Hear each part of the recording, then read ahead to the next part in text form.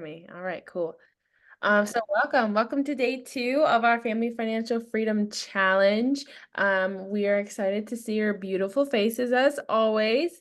I do see someone here that I don't recognize, and we do keep the VIP session very, very strict. So, if you guys can just make sure that your names are on Zoom, how you signed up for the challenge. Otherwise, I will have to kick you out. So I'm going to just get rid of the people I don't recognize. Okay, so, one second here.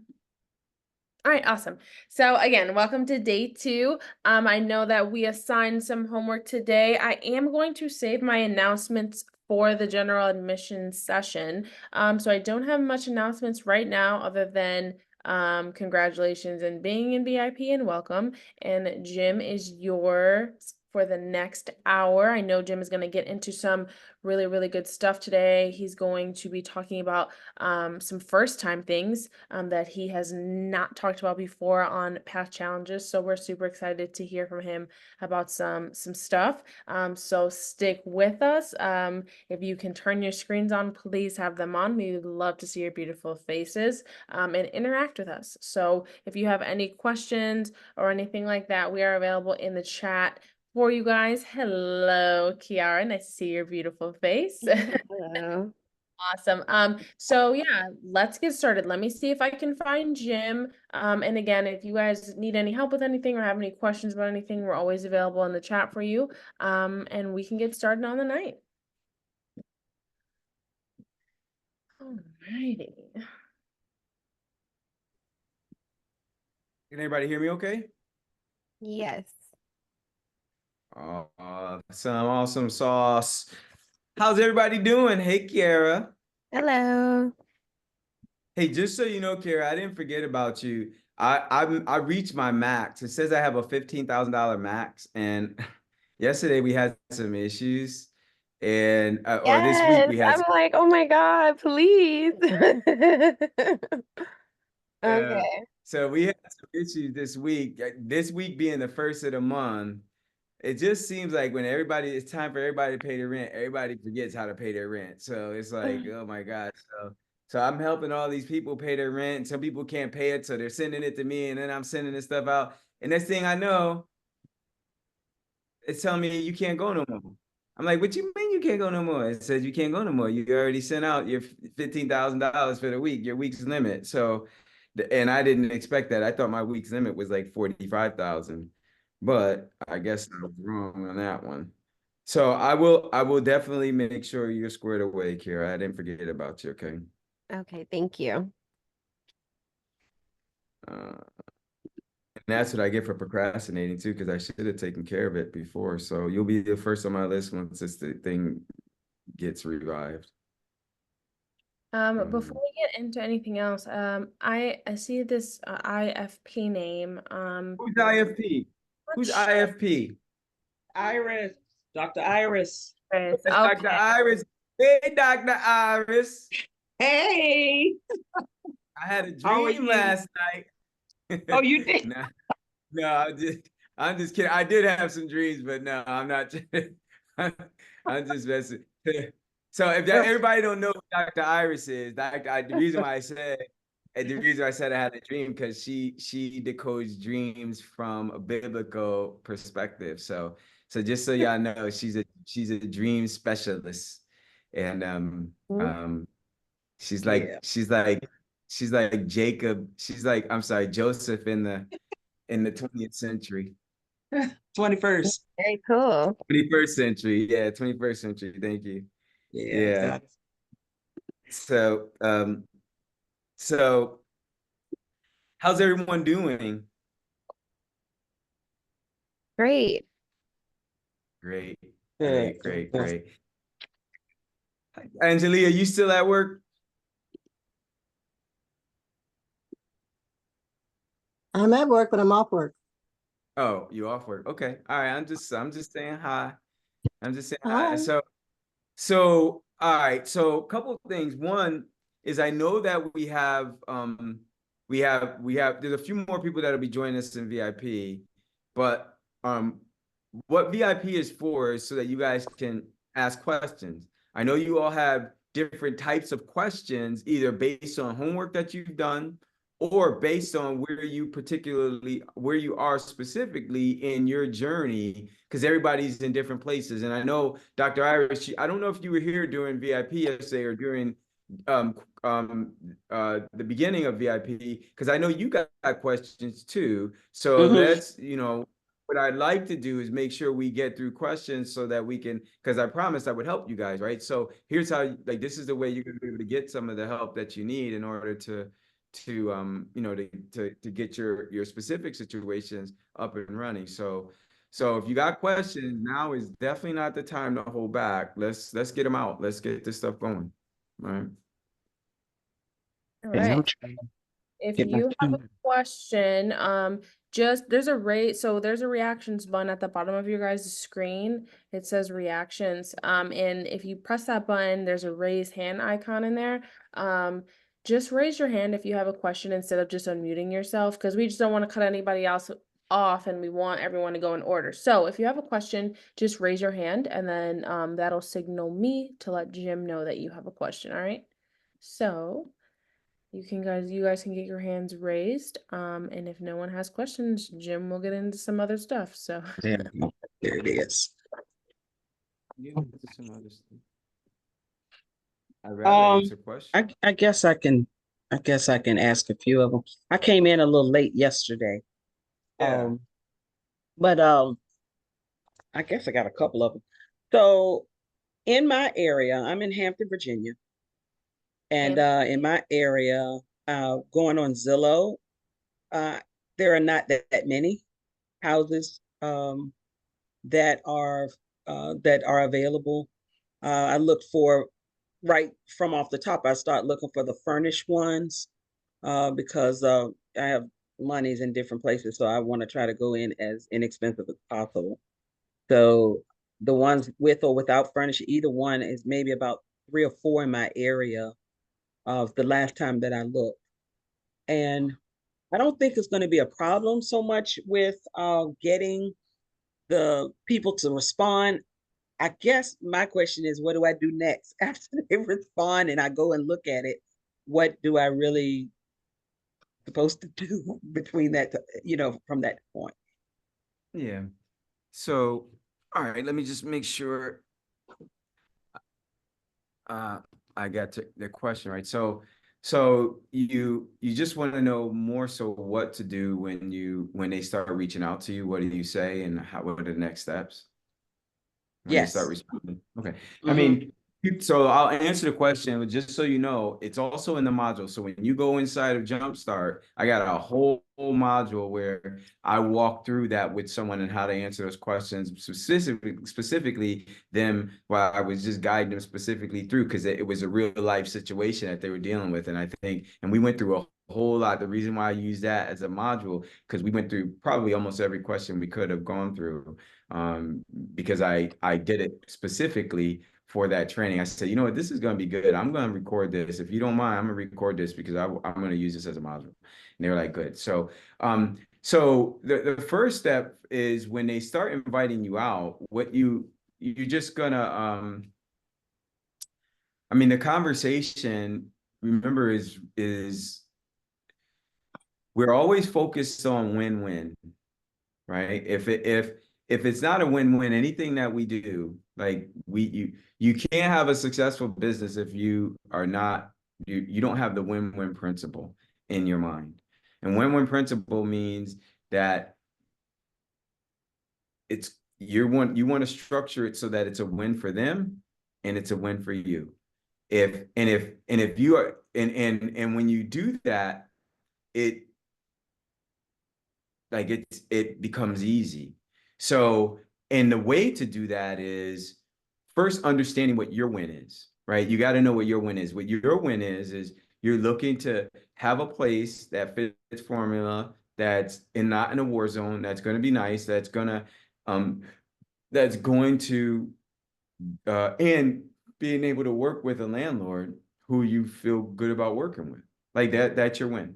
but and not necessarily in those or in that order, but the fact is all of those things are important, right? But formula, if it doesn't fit formula, everything else goes out the window. So formula is first and foremost. If it's in a war zone, then it doesn't matter if it's in formula or not, it ain't gonna happen. So those two key things, those are the two key things. And then if it fits formula and it's in a war zone, then you can look at everything else. You look at, is the place gonna, is it a nice place?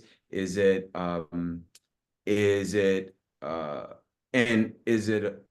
landlord someone that you're gonna want to work with, right? Meaning like they seem like they're pretty cool. They're not gonna be trying to micromanage the whole process and be, looking over your shoulder for every little thing. So when you got that, then everything is good. Now you don't really have to think about it. Like you already know your win. So when you're talking to them, you're letting their conversation kind of set the stage and the tone for the things that you're going to be talking about for yourself, right? And and the reason for that is because you're really looking for their win. You're really looking to get what their win is, so that when you're having conversation, if you could solve their win, if you could satisfy, not solve, but satisfy their win without compromising yours, then it's going to be really simple. So first things first, when you're having a conversation, you're not really going to be talking about a whole lot over the phone. The phone conversation is really just to kind of break the ice a little bit and then just to get you there. Right. That's all the phone conversation is. It ain't about you trying to lock up the deal. It's not about you trying to convince anybody. It ain't about you lying to anyone. It's just about you showing one side, the side of yourself that, like she's gonna be, I'm looking forward to meeting her. Right. That side of yourself. And so hopefully not saying too much, but also not saying too little either. Right. So balancing that, and it's not like it's the phone conversation is not an interview. Right. It's just a conversation between two people. Remember, that person hopes that you're going to be the right person. They hope you're going to be the right person. Right. Why? Because they're people just like you and me. I was a landlord for over 30 years. And I know what we as landlords are looking for.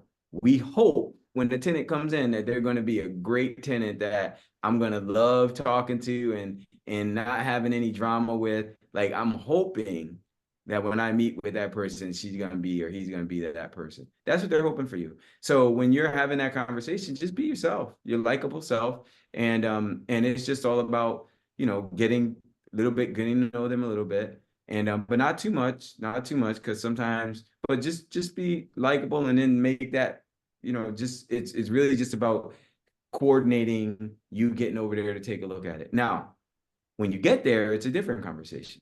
When you get there, now you're getting to know each other. Right? Now that's why you don't say so much in the template, because now you get to expand on things in the template based on not what you want to talk about, but based on what's relevant in the things that are important to them.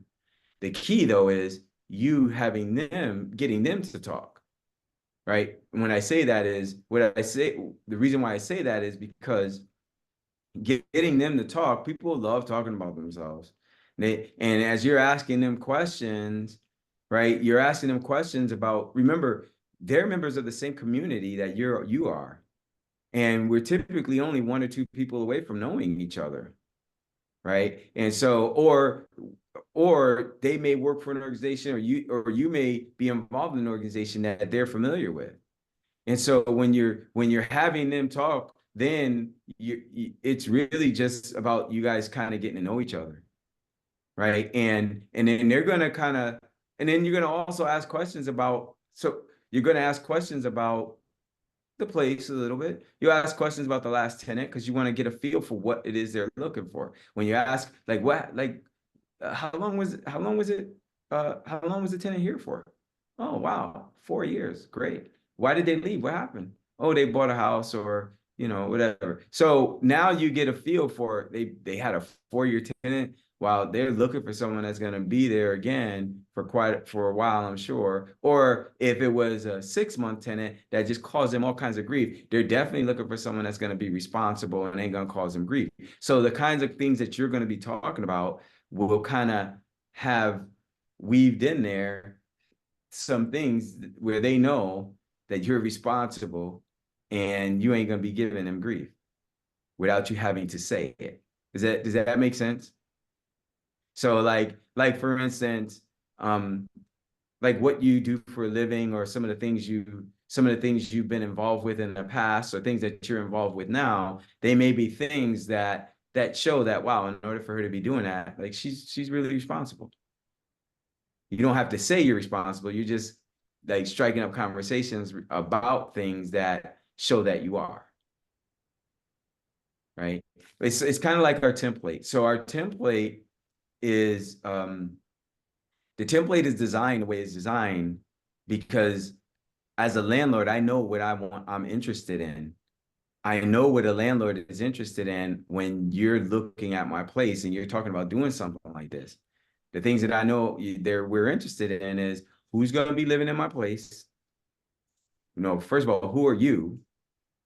Why should I lease to you? Who's going to be staying in my place? Are you going to be subletting? That's what I want to know. Right. And I answered all those questions in a way that they don't have to ask them.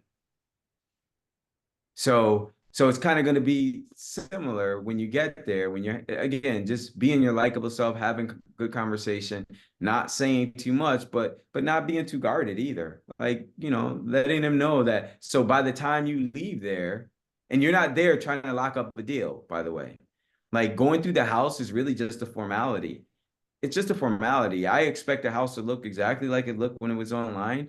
And if I see something way out of whack, then I'll say something. But other than that, it's just a formality. It's really just an opportunity to meet them. And it's a stage that's set so that we could kind of, but I'm also getting to meet, to know them too. Remember, because I said, I want to make sure that's a landlord that I'm going to be comfortable working with too over the next year, 2, 3, 4. Right. So that's really the difference between the phone conversation and the in-person conversation is a lot more, it's a lot more engaging in person, because by the time you leave there, you want to make sure they know that you're definitely the type of person that they're going to be working with. Like by the time you leave there, you want them to be saying, oh my gosh, I hope she takes this place. Right? That's the impression you want to leave on them.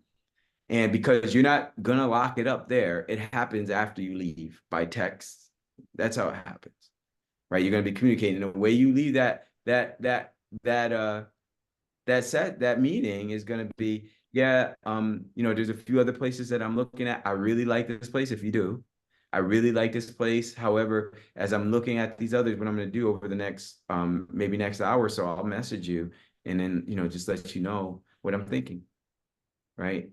Because I like this, but there's a few others that I'm looking at as well, considering. And then they're like, man, I hope she takes it. Go ahead. So I don't know I know you were asking, I don't know if that specifically answers your question. So if you got specific answers, if you want answers to specific questions that you are anticipating, let me know what those are, and then I can answer those. Well, that helped me with that. I remember, I think it was when I think we talked on the telephone, I was sharing with you about some of the properties I have, and I wanted to turn those into Airbnb. I have Right. That's one why.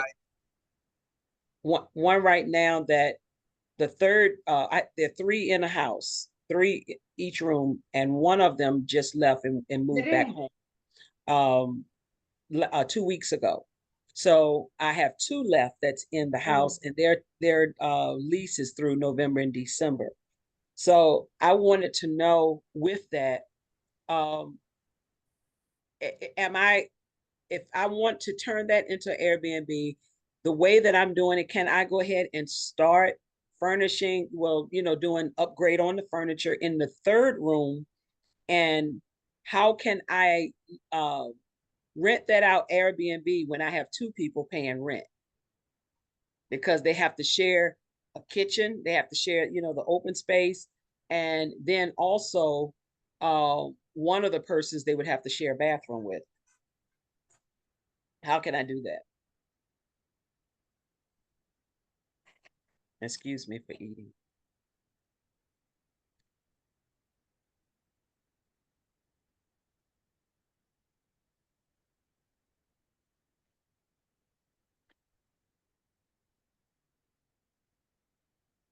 So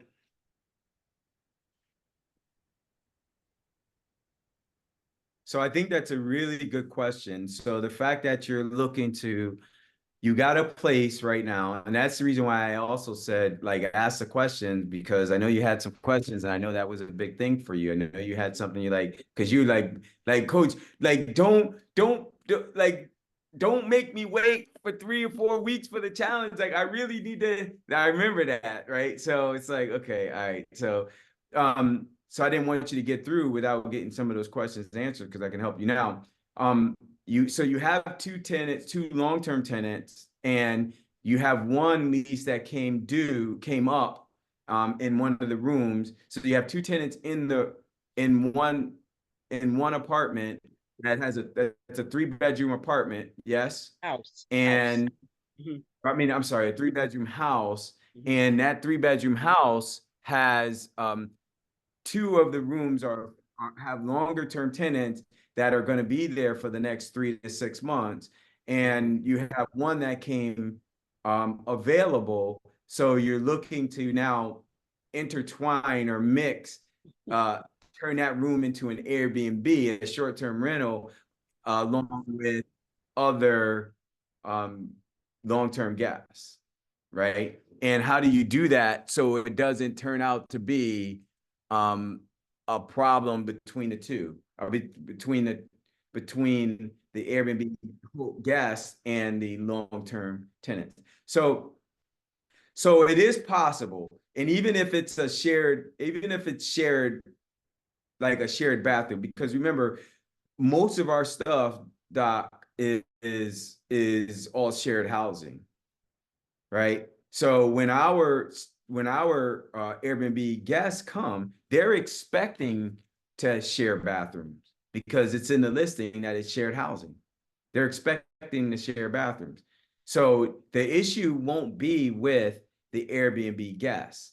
Where the issue could be is with the long-term tenant. So it's typically never with the guest, it's typically with the long-term tenant. The reason is because the long-term tenant has been there for quite a while, and they're used to doing things a certain type of way. I don't know what kind of tenants you have. And if you have tenants that are mild-mannered and that are considerate to others and are clean and take care of their stuff, then it's not going to be an issue, right? That will never be an issue. But if you got tenants who are like this is my spot, I'm running the show, and like, don't be coming in here, like, who are you type of tenant, then it's gonna be a problem. If you don't have that type of tenant there, I see you shaking your head no, then it's not gonna be an issue, because Airbnb guests are used to sharing the common areas. They're used to sharing bathrooms and things like that, right? So, but not all of them are. Like, I'm not. Like, I don't roll like that. I would probably never stay in 90% of my places. And the reason being is because I ain't gonna be sharing bathrooms with people. Now, I'm not opposed to sharing bathrooms. It's just that when I go on trips, I like to have the whole place, because I like to walk around in my shorts and my underwear and stuff. I ain't trying to, like, I ain't trying to, I ain't. That's just how I roll, right? I like to, and normally, same thing, and I'm normally not alone. I'm with the family, right? So when we come, we like to converge on the whole place and take the whole place. So that's why I would never stay in 90% of my places, because you can't do that. Most of my places are shared housing. And so it's cool. Like, it's not because the places aren't nice, they're not comfortable, they're not clean. It's just that I want the whole place to myself. But guess what? I didn't start Airbnb to satisfy me, right? I didn't start Airbnb passive income the way I'm doing it to satisfy people like me either. I did it to satisfy and serve people who want and have a desire and a need for shared housing. And there's people, and I'm not just talking about people that were right in Little Western New York where I started. I'm looking at people like the people in Western New York, but from all over the world, because the globe was is really where you're drawing your people from. How do I accommodate them? Just say because the house was 3 men. So how do I Yeah. accommodate the guests? Because like toothbrushes and all of the amenities and different things like that. How do I accommodate them? Have the bathroom spick and span and clean for them, and the other tenant Oh, doesn't really be so able that to. right. So that's the thing. So if you're now, it's gonna be it now will be, that's right. So you may not have tenants that are are problem tenants where they're trying to take over stuff. But if they're used to doing things a certain type of way, now you might have to change it a little bit. So like for instance, if they got their toothbrushes in the bathroom and they got their stuff in the bathroom, you might have to change it up a little bit and let them know that you're kind of changing the way things are, and you would like them to now, because you're gonna have guests coming in and they're and so that things don't get confused or your stuff doesn't get touched or messed up, I'm asking you to leave your stuff in your room. Okay, and I So could just put don't, their stuff in their room, correct? Like the whose stuff? toothbrushes or the Airbnb participants. I can put Oh, that in their room. I so hold on. So remember, I you're doing Airbnb passive income. You're not doing Marriott, Sheraton, Hilton. You're not Paris Hilton now all of a sudden, okay? So so right now, what's gonna happen is you won't be providing toothbrushes and toothpaste, and you'll provide soap. You'll provide, if you want to provide shampoo, you can, but you're gonna provide soap, you're gonna provide 2 towels, and you're gonna provide 2 washcloths, 2 washcloths, and you're gonna provide pillow, you're gonna provide bed sheets, a bed cover, right? And um you're gonna provide maybe a desk, maybe it's up to you, and a dresser. Some cases, maybe if the room is big enough, a dresser, right? You're gonna provide. That's what you're providing. That's it. You ain't providing. You're not the Marriott. That is not you, right? So you're not doing all of that stuff. You don't have to. And guests don't expect that, by the way. Just so you know, they're not expecting it. So if you start providing it, you'll be spending like if it's in your own place, like if it's at the one place you have, like if you wanted to do that, cool. But the thing is, it's just not scalable, right? It's just a lot of extra. It'll be a lot of waste. People will use the toothpaste once, even though it's small, they'll use it once. Most of them won't take it with them. They'll use it once and then you'll just have waste. It'll just be waste. So, and the toothbrush, like you won't be providing toothbrushes. You definitely won't do that. All right. So, so yeah, you don't have to think about that. And yeah, the towel, the washcloth. In fact, let me show you. Let me show you. I don't see any hands up, so I'm gonna show you. I might as well just show you. Thank you.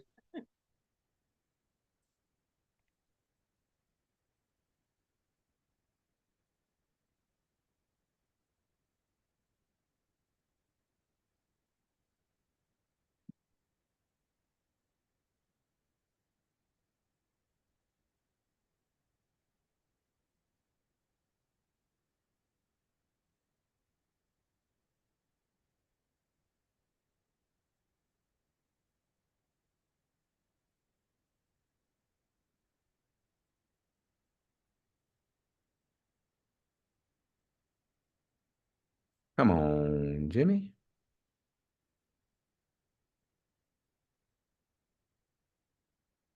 All right, well,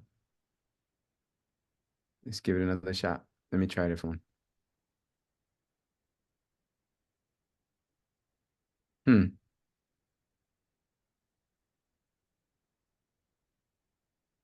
Well, I thought I was going to show you.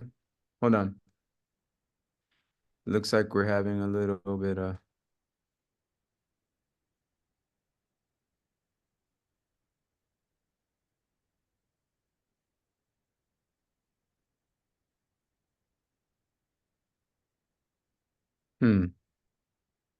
That sucks.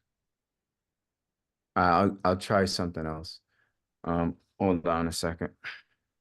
See if it works this way.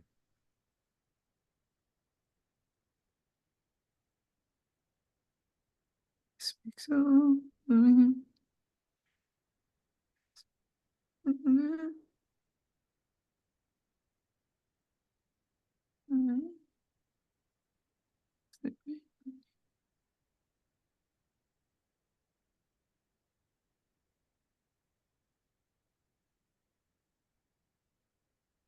While you're looking at that, is Mhm. there somewhere that you can tell me where is a good place, I guess the dollar store, to pick up those little items? Or is it somewhere else that I should look to do it? Or is there a company I can get to service that? Yeah, I mean, you. I'll answer that in a minute. Can you guys see my screen? Really nice place. And Yes. No. we You got- can? we got massive. Yeah.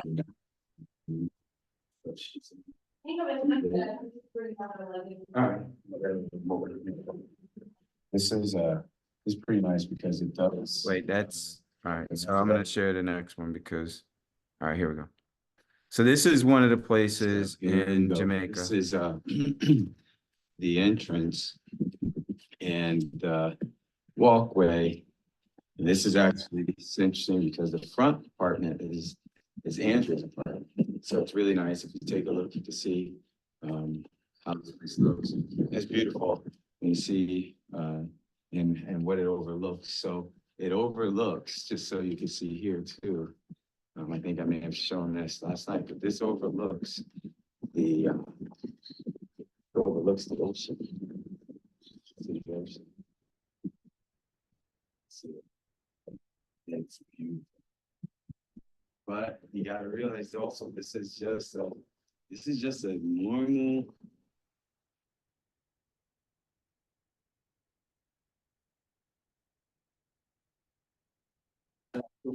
That's right. I like being already. Yeah. So. So here's we're gonna finish walking through. So here's one of the Airbnbs, right, in Jamaica. Just a walkthrough real quick. One about Place is beautiful. So that's what you see when you walk in. This is the living room, dining room area, kitchen. Beautiful place. You got the kitchen, you got we have a little exercise room. It's a little dark in here because we got the lights off, but turn lights on, you can actually see. Really, we got a little desk area. It's kind of cool. And then you have the washing area. So they can wash and dry their clothes here. So that's it here, down here. And Now I'll show you what the bedrooms look then like. you walk upstairs and if you look at the Even though top, these bedrooms, this is a also like it's a little older motif these on the bedroom. tiles, but but they're all. I'll show you what we provide. It's a little different. I don't see that a lot in the States, unless I'm in a place where people are particularly they're international. So, so here's one of the rooms, and all the doors have a So keyless entry right there, right? key code on it. But here's one of the rooms here, and as you can Now, see, that was Andrea adding her own Nice room, special it's touch, not- but normally, like, a we little don't have, older style. I'll show you. But the rooms have their own separate air conditioning. Right, and so you can see the nice little touch that they put on. But normally, the, if you on see beds. that, stop it right there. Normally, those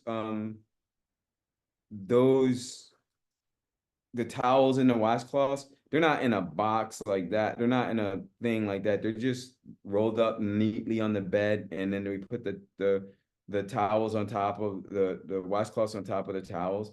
The reason why there's a dark washcloth, there's three, so you got two lights in the dark, is typically because a lot of women like to use mascara and stuff. So instead of ruining our light ones, we provide a dark one so that they can clean their mascara.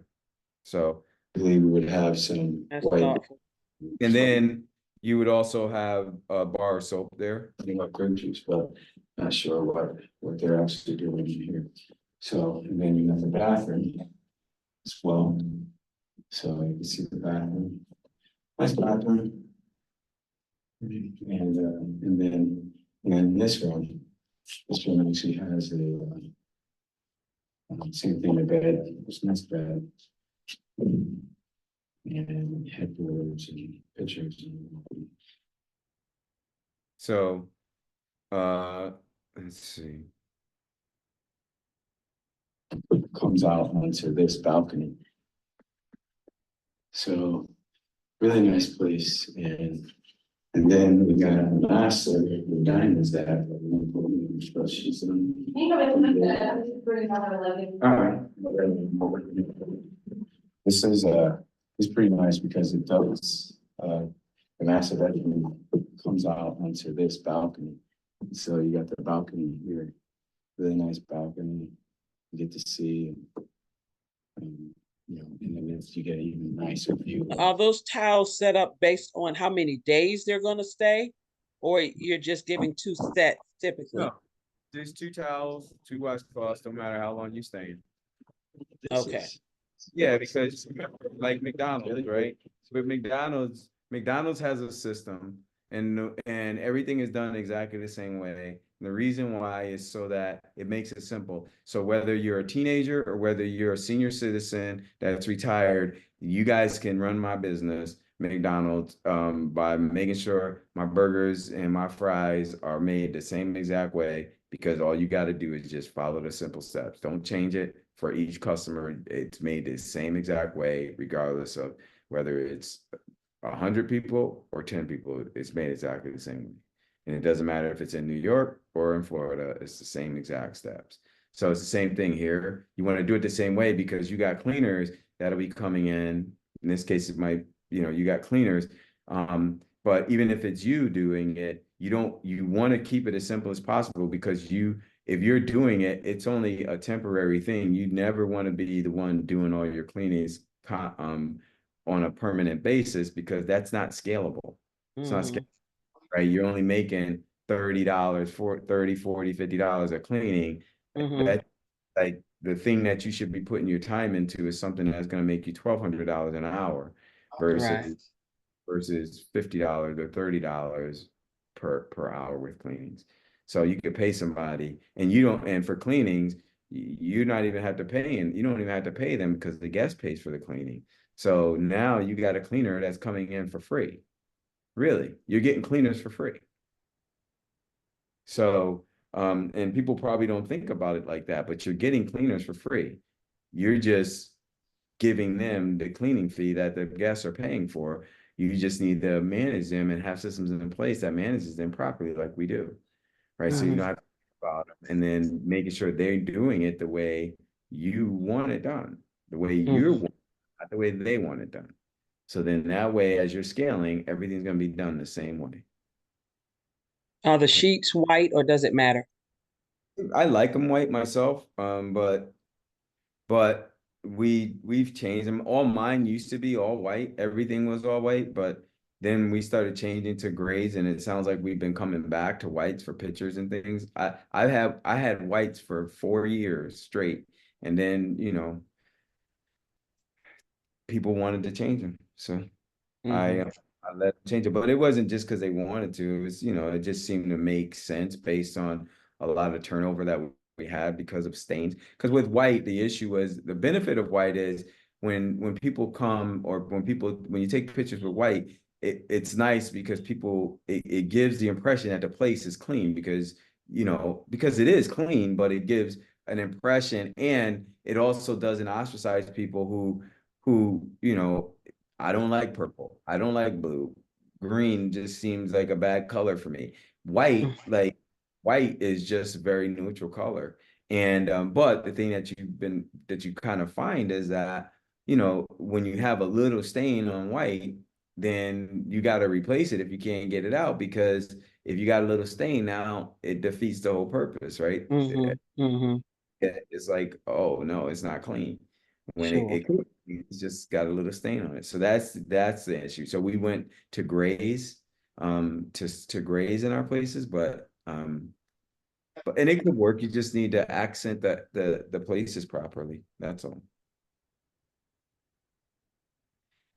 It'd be nice if I had some pictures of a couple of the others, but I'll stop sharing for now, because I don't know if anyone else, if you have any more questions or anyone else has any more questions. If they don't, then I can share some other photos of some Somebody places like list, we have.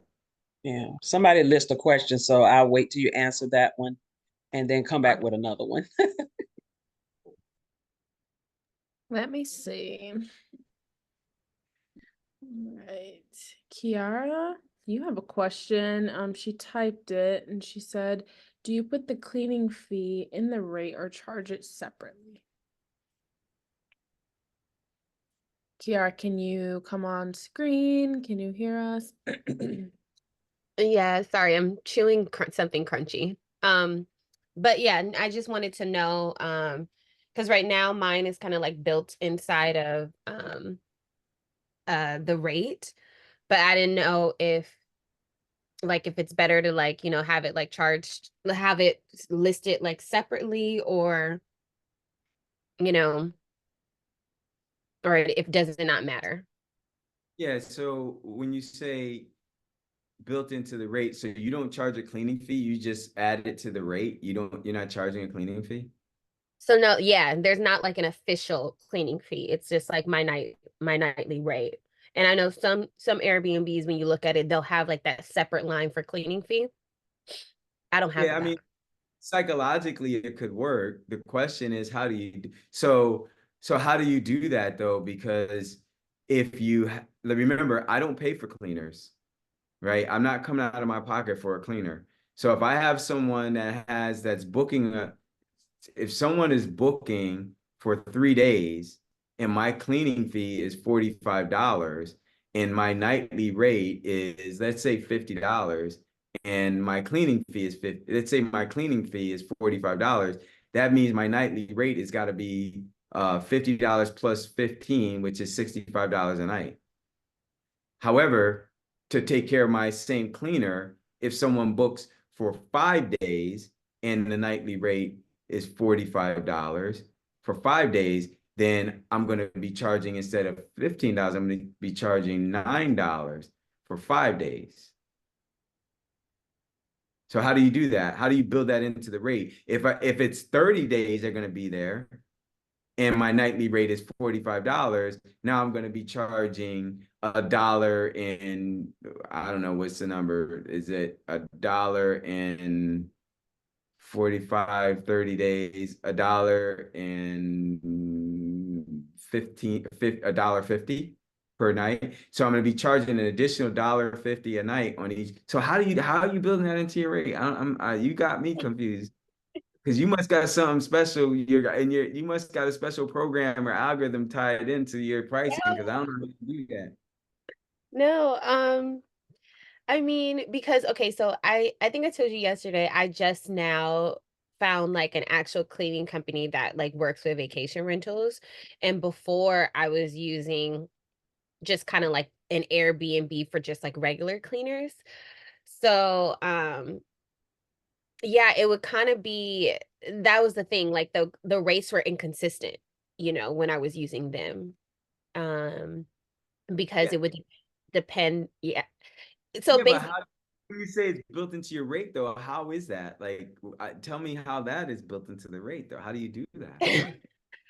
I mean, honestly, there's like no official built-in. I'm just like, so my whole thought process again, since it's monthly, I was like, in order to make sure I can pay my utilities and everything like that and have a little bit left over, I was like, well, this room monthly needs to be rented out for a minimum of 15,000 a month. And like that's what I was going with. So it wasn't like an official, because depending on when I book the cleaner, the rate could change, so on that Right. one. Now, like, I have something, that's more consistent and, So yeah. So I really don't know how that could work. I don't know unless like I just don't know how that could work because I don't know. But I know one way it could really work really well is if you if you know that you can only book, like, I don't know how this works, but if you could get it to work, you're gonna make a ton of money. So your nightly rate, whatever your normal nightly rate would be, if you know your cleaning fee is $50, then instead of charging a cleaning fee, you're just charging $25 additional per night to cover your cleaning fee. Now, that only works based on 2-night stays. So because you can't do 1-night stays, we don't do 1-night stays, we do 2-night stays minimum. So 2-night stays minimum. I know if someone stays for 2 nights, I know my cleaning is covered because I charge $25 a night extra, but there's no cleaning fee. However, what happens when someone books for a week? You charge $25 a night extra. You made an extra you made an extra $150, $125 if they stay for 5 days, if you charged $25 a night extra for cleaning fees. Your cleaning fee is only $50. So you made an additional $75 that you're keeping in your pocket. And if you do that for 10 days, you made an extra $200 a night. If you did it for 20 days, an extra $400 per stay. If you did it for if you did it for the whole month, you made an extra uh 30, 250, 5.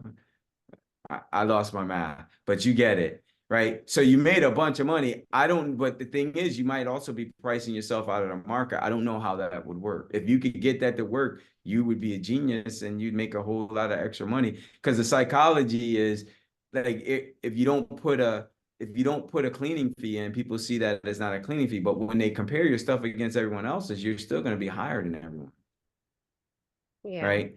So you'll be $25 a night higher than everyone unless you got a reason. Like unless there's something really different about your stuff that's going to allow people to say, you know what, I'm going to stay there. I don't care if it is $25 higher. I'm still getting a great deal. But Well, my room can only be rented out nightly. So, um, yeah, I need to look at like the market and figure that out. Because with you mentioning the cleaning fee, that just brought a light bulb to my head about like making sure I'm not selling myself short. Um, yes, so two things. I said we're not coming out of our pocket to pay for cleaning. But right. the other thing is I'm really not trying to make money on cleaning. I'm really Yeah. not. My thing is just to make sure I'm covering my cleaning costs and covering my supplies expenses. If I Right. can do that, if I can have a cleaning fee that's in there that covers that, and that's why it's important when you pick your cleaners that they're not overcharging you either, because if you get overcharged and you try to get that back, it's going to throw you out of whack, right? So you got to also know how to explain it to cleaners, because a lot of times cleaners, when you're picking a new cleaner, they're just used to cleaning whole houses. So they're like, wait, it's going to be $250 for cleaning. Like, wait, no, it's not going to be $250 for cleaning because you're only coming in for a half an hour. A Yeah. half an hour. They're thinking they're going to be there for two and a half, 3, 4 hours doing this deep clean on the whole house. No, you're only coming in for 30 minutes. It typically, like if once you get used to doing this stuff, it typically take you about 30 minutes to clean. That's it. To turn that room over and then touch up on the tidy. So what does it cost per hour to do a cleaning? What's it cost per hour? Because you're only gonna be here for half an hour. It ain't going to be But see, 200. mine is different because since it's monthly, like they do have to do a deep cleaning when they check out. Because remember, my guests stay for months at a time.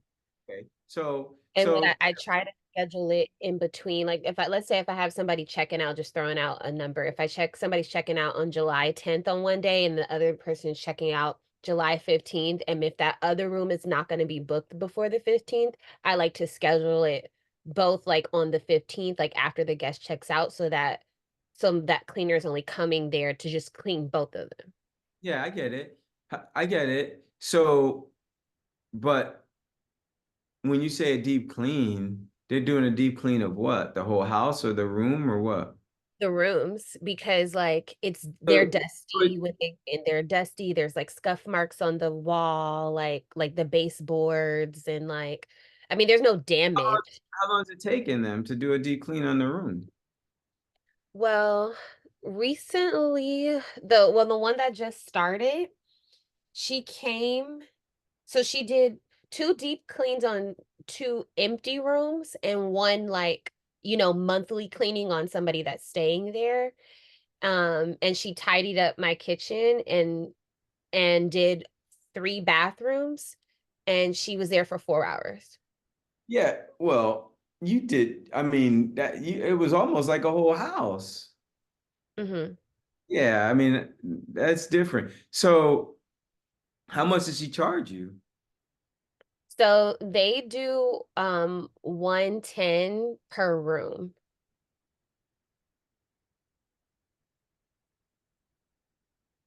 Where are you at again? LA. Oh, you're in LA. So,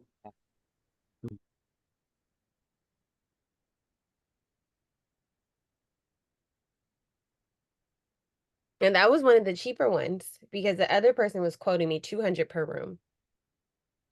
so, so, but if you're saying, well, you're saying I wait until the other place, if I can get 2 rooms vacant, if I can hold off on one until the other one comes vacant, I'll just do it that way. Why though?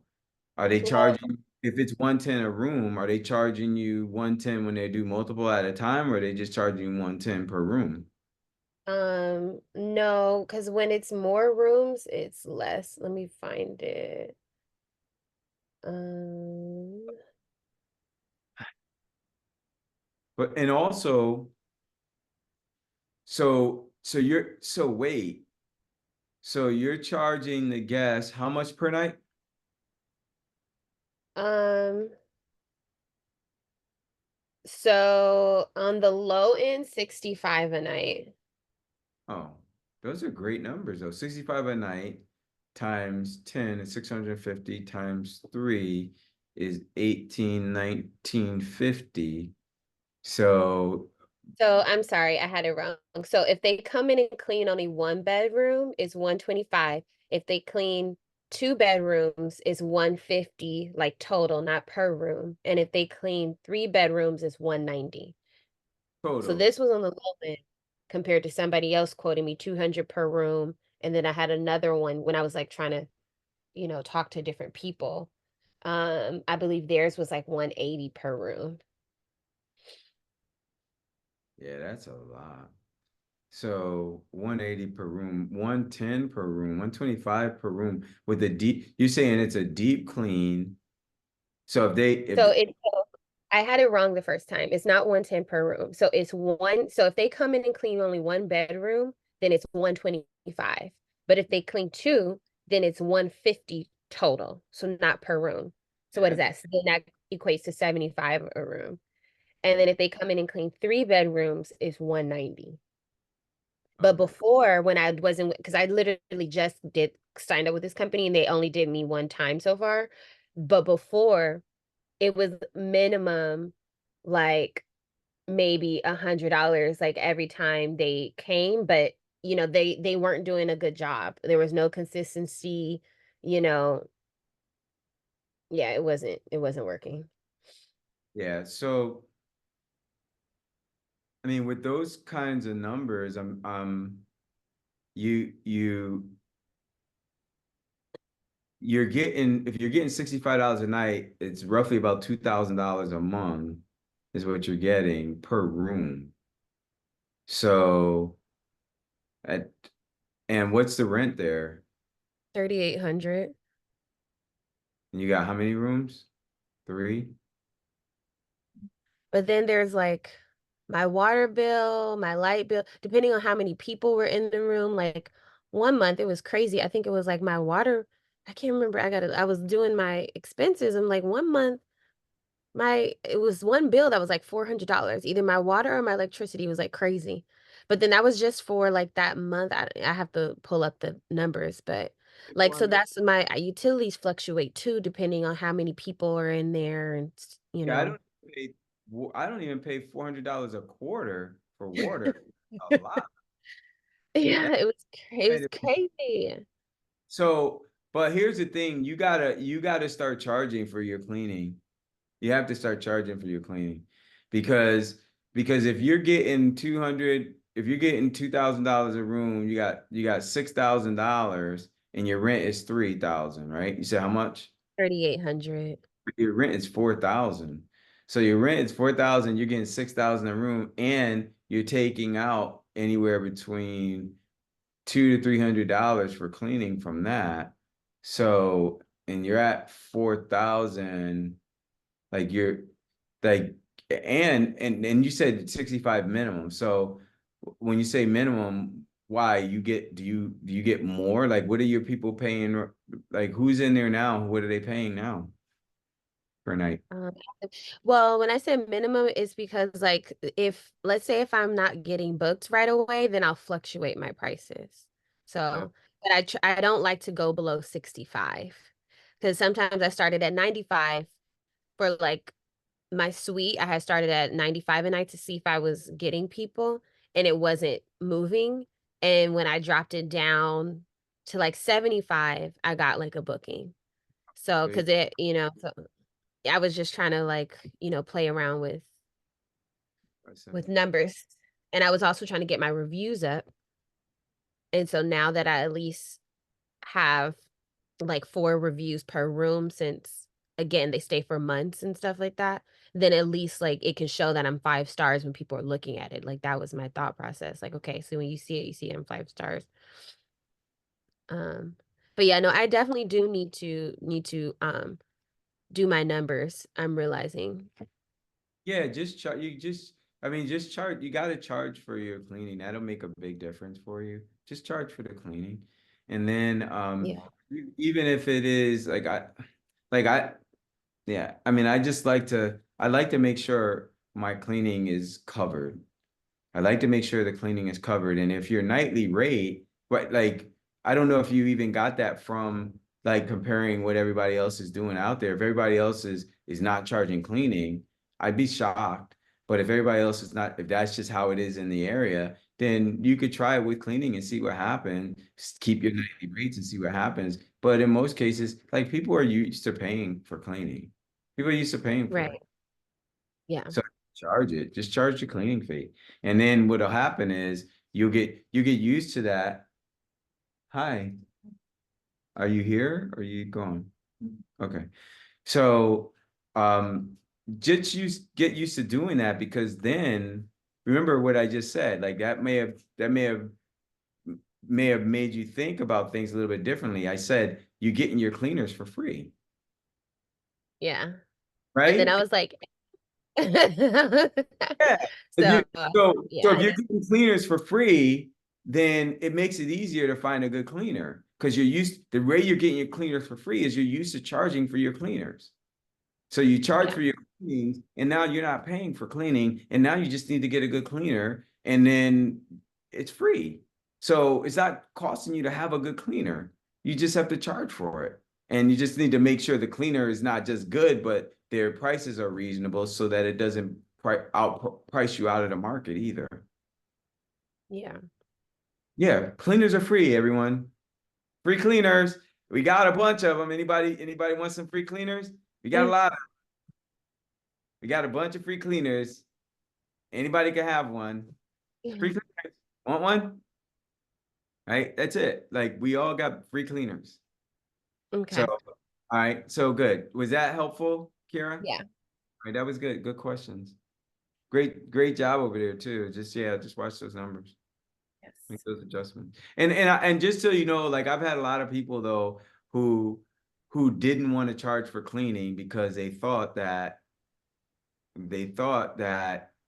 oh, they would do when they were doing it themselves, they were kind of like, I'll clean and I don't need to charge for cleaning. I'm like, no, even if you're cleaning, you charge for cleaning Yeah. because you got to start having a discipline where you're used to charging for cleaning. Yeah. Because now you know when it's time to get a cleaner, it's no big deal because you're charging for cleaners. A lot of times people start freaking out. It's like, now I got to start charging for cleaners. Is anyone going to book my room? Because they're so used to running around doing their own cleanings, thinking they're saving a few bucks, and they're wasting a lot of money not I'm doing it. actually gonna do that right now.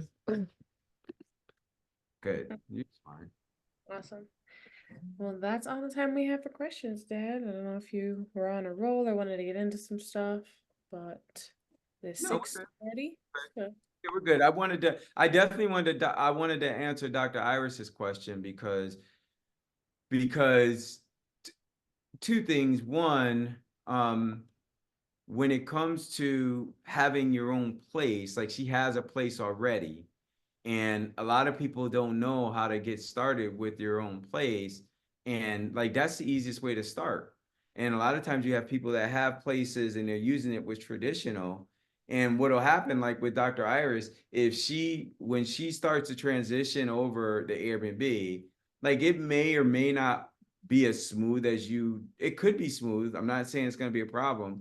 It's just you're mixing the two. But eventually it'll start to smooth out. And then guess what? When it's time for those other guys' leases to come Dad, we due, lost you. why? Oh, I Yeah. lost you. Nobody Did can I? hear me? Oh, maybe that was me. I hear him. Okay. I When couldn't it's I hear time hear him. for those leases to come due, when it's time for those leases to come due, you ain't gonna blink. You gonna be like, okay, it was nice doing business with y'all.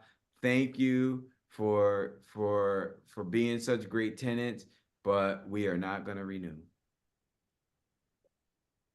Because you're gonna That's realize that once you get the Airbnb thing rolling, how much easier it is.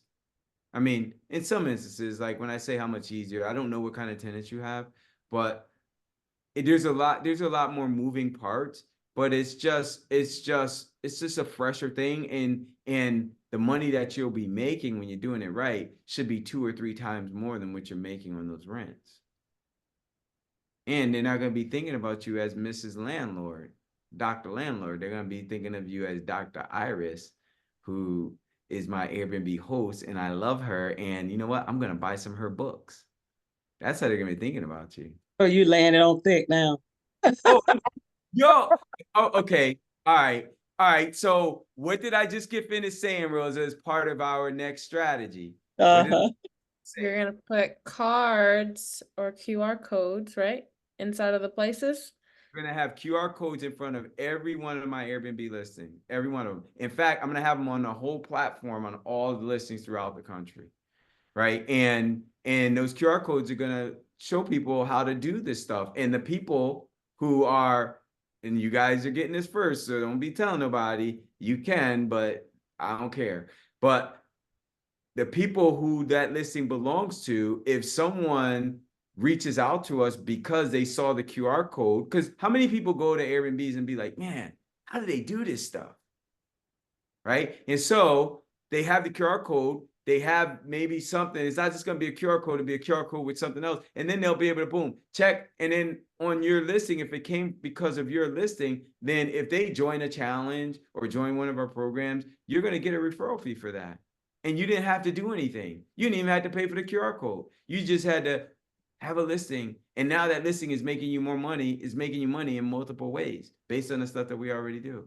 That's it. So I ain't laying it on thick. I'm serious. Like this is real. Right? You got a captive audience and you have a product, right? That's helping people. And people when people are booking Airbnbs, guess what they're doing? All right, I just thought of something. I know I'm recording this, do not share that part on the web yet until I implement it, please. Do not share that stuff. I'm telling my team right now, don't share that until it's implemented. Thank you. All right. So, but when people are booking your listing, what they're going to do is they're one of the first things they do is they look at your profile. Who are you? Who is this? Is this person a psycho that I'm going to be living in their place? I'm coming all the way from across the country or a different part of the world, and I'm staying at their place. Are they a productive member of society, or are they a psycho? Right? That's real. How many of y'all women travel and the first thing y'all looking at is the person's profile to make sure you know who you're staying with? Yeah, it's real. And I've had people say to me, "Oh, I didn't put my profile up there because I just wanted to be anonymous." But those same people are like, "Why am I not getting bookings?" That's part of the reason. Put your profile up. When you look at my profile, guess who's on it? Me. Who else is on it? And my wife. Her bio. Why? It used to just be my bio, but it's her bio too now. Why? Because you got women traveling, and my wife's bio is better than my bio anyway. Her bio is better than mine. Like, she's better than me. She's like y'all meet my wife, y'all gonna be like, who is Coach Jim? Why does he exist? You'll know why I exist because of her. Like, her bio, like, just her as a mom, a person, a professional is just way better than mine. But then combined, it's really special. So when people see the bios, they recognize that, oh, this guy is not just a guy. He's a guy that has a wife of 39 years and a family. So he's a family man. And, oh, by the way, she's a professional. He's a professional. Okay. Like, it's going to be kind of cool to stay in their place. Like, I feel safe. Does that make sense? Do y'all see where I'm going with this? And Dr. Iris, you ain't just a person and you ain't just a doctor. You do something special that's unique. So you need to make sure that's in your bio. Because people will be like, oh, just like Coach Jim when I first met you. I just had a dream last night. And it bugged me. I was like, oh, what did it mean? And you and I ended up talking for like an hour about dreams. And that wasn't even what you came here for. At least I didn't think it was what you came here for. So guess what? Airbnb is going to be sending thousands and thousands of people a year to your bio. You better make that bio work for you. So I ain't laying it on thick. I'm just giving you the play. You just need to choose to run the play or don't run the play. That's up to you, because I'm running the play. All right. Let's see. Are we gonna take 2 minutes? 2 minutes. We can do 2 minutes. It's 6:48. All right, 2 minutes it is because we're rolling. So 2 minutes. I'm gonna be back, and then we're gonna get into it. We're gonna get into day 2. I got some stuff to show y'all through day 2, and then there's a couple things. So Rosa said I was gonna share some things. I'm already sharing a few things that I've never shared before. That was one, and then some other things. But for those who have places already, the easiest way to start, whether it's rentals or places that, you might have a family member, or you may know a family member that doesn't know what to do with their place, like that's it. It's key. So I went through a lot of detail with Dr. Iris, but don't think you just have to be doing arbitrage to do this. Like, you could do this stuff with stuff you already have. All right. I'm gonna go ahead, Rosa. 2 minutes. Let's get rolling. All right, guys, we'll be back in 2 minutes. I'm just gonna share a video with some of our closest inner circle members, some of our students had great things to say about us and what you guys can look forward to. So I'm gonna show you guys this video, and then we'll be right back. 2 minutes. And I told Jim, it's like, I still have no idea how I found him. I have no idea how I ended up on this mastery call. But once I got there, it's like I knew that it was where I needed to be. Hang on for the ride. I'm ready. I'm ready. I'm ready for the next step in my life. Yeah. Yeah. Well, $1 million in 3 to 6 months. Buckle up, right? Yeah. Hold on tight. Yeah. Right, because it's rolling. For graduation, I already have 2 of my 3 units booked. Well, we have 2 out of 4 now. And then Christmas, I already have 1. But I'm assuming more will be coming. The man gave me the whole house already furnished. His sister came and hold my hand and brought me to the house and said, if you ready now, we give you the house. I said, oh my God. Jim is blessed, y'all. Him is blessed, y'all. Do what he say. That's all it give me goosebumps, cause sir, you is on fire, sir.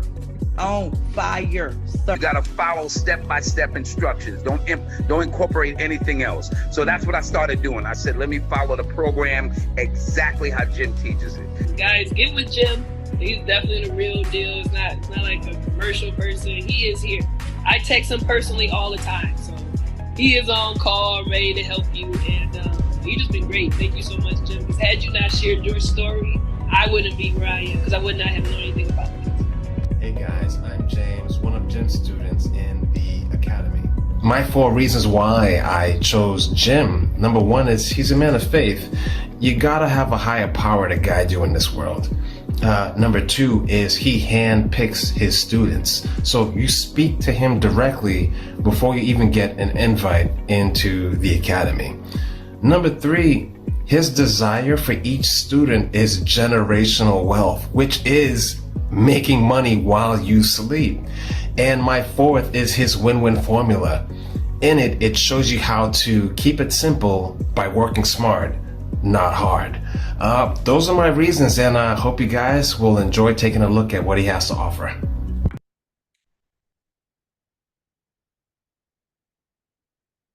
All right, everyone. We are back. I am going to drop day 2 workbook for you guys. April, one of our team members just dropped it in the chat for you guys. Before we get into the second half of the night, I did just want to bring up the fact that we are missing a few of you guys on the school platform.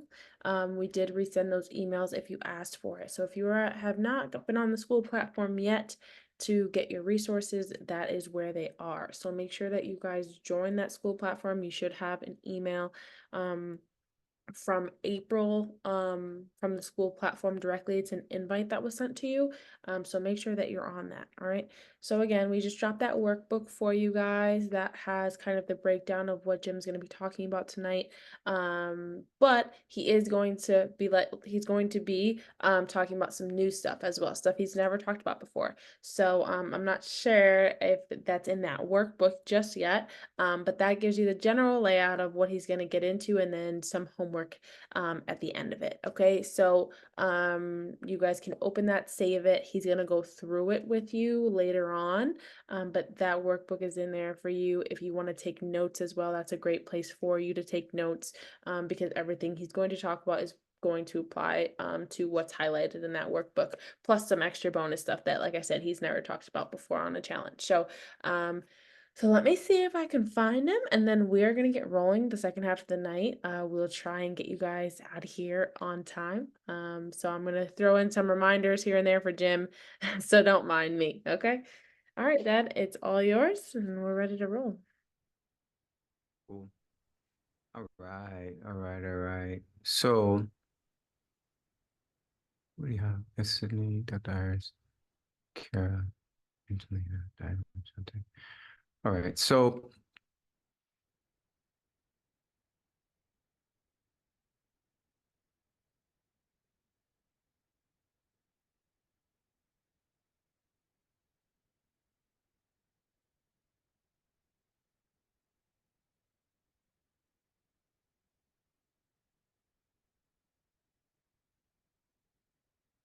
all right. I'm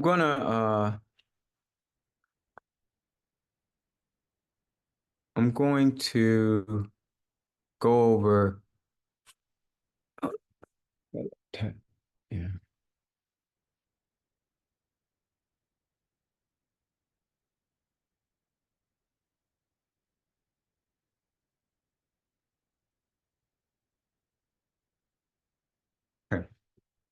So today with day two, which is the theme for day two, is fighting fear for faith. And some of you have heard this before, but fighting fear for faith, what does it mean? And sometimes it kind of strikes us differently depending on what we're going through now and what and where we are in our journey. And so fighting fear for faith, what does that mean? So fighting fear, so what is fight? Fight is a violent or a confrontation or a violent confrontation or struggle. Fear is an unpleasant emotion caused by a belief that someone or something is dangerous, likely to cause pain or a threat. And faith, based on the Webster dictionary definition, is complete trust or confidence in someone or something based on a spiritual apprehension rather than proof. Apprehension is anxiety or fear that something is bad or unpleasant will happen. So what we're doing is we're fighting fear for faith. So and why is that important? Well, because why is that the theme for today? And why is it important and as it relates to Airbnb? Because like we're here for Airbnb, right? Well, yes and no. We are here for Airbnb. For some of us, we're here for Airbnb, but Airbnb is not the reason why we're doing it. It's just the vehicle that helps us to do the thing that we desire to do, right? The Airbnb, like for me, Airbnb has been the vehicle that allowed me to break free from the traditional real estate and to gain which allowed me to gain the freedom and the cash flow and the freedom without the drama, without having to be geographically tied down, right? When you got a bunch of properties traditionally, it like there's a lot that comes with that, right? You got people that are looking for you, people that are expecting you to be around, people that, and at least at the level that I was at. I mean, I think, well, at one point I had like 250 units in my portfolio. And so there were certain people that were looking for me. It wasn't tenants looking for me at that level. But when I dropped down, like after 2008, and a lot of stuff was gone, and then we dropped down, and then we kind of build back up a little bit. I think I was only at like 70 places, 70 units in my portfolio. But people are looking for you. And so, but Airbnb was my ticket to not having to do those things. And again, when I say people are looking for you, you may have teams. And at that level, that's not a whole lot of places. Like 70 units, it's not a whole lot of places. So you're a little bit more involved. Like Dr. Iris is probably more involved than I was. She only got one. I don't know if that's her only place, but the less you have, the more involved you are. When I had 250, I was less involved. Not less involved in the business, but less involved in the places. But the less you have, the more involved you get, because you got stuff in the way you're doing things.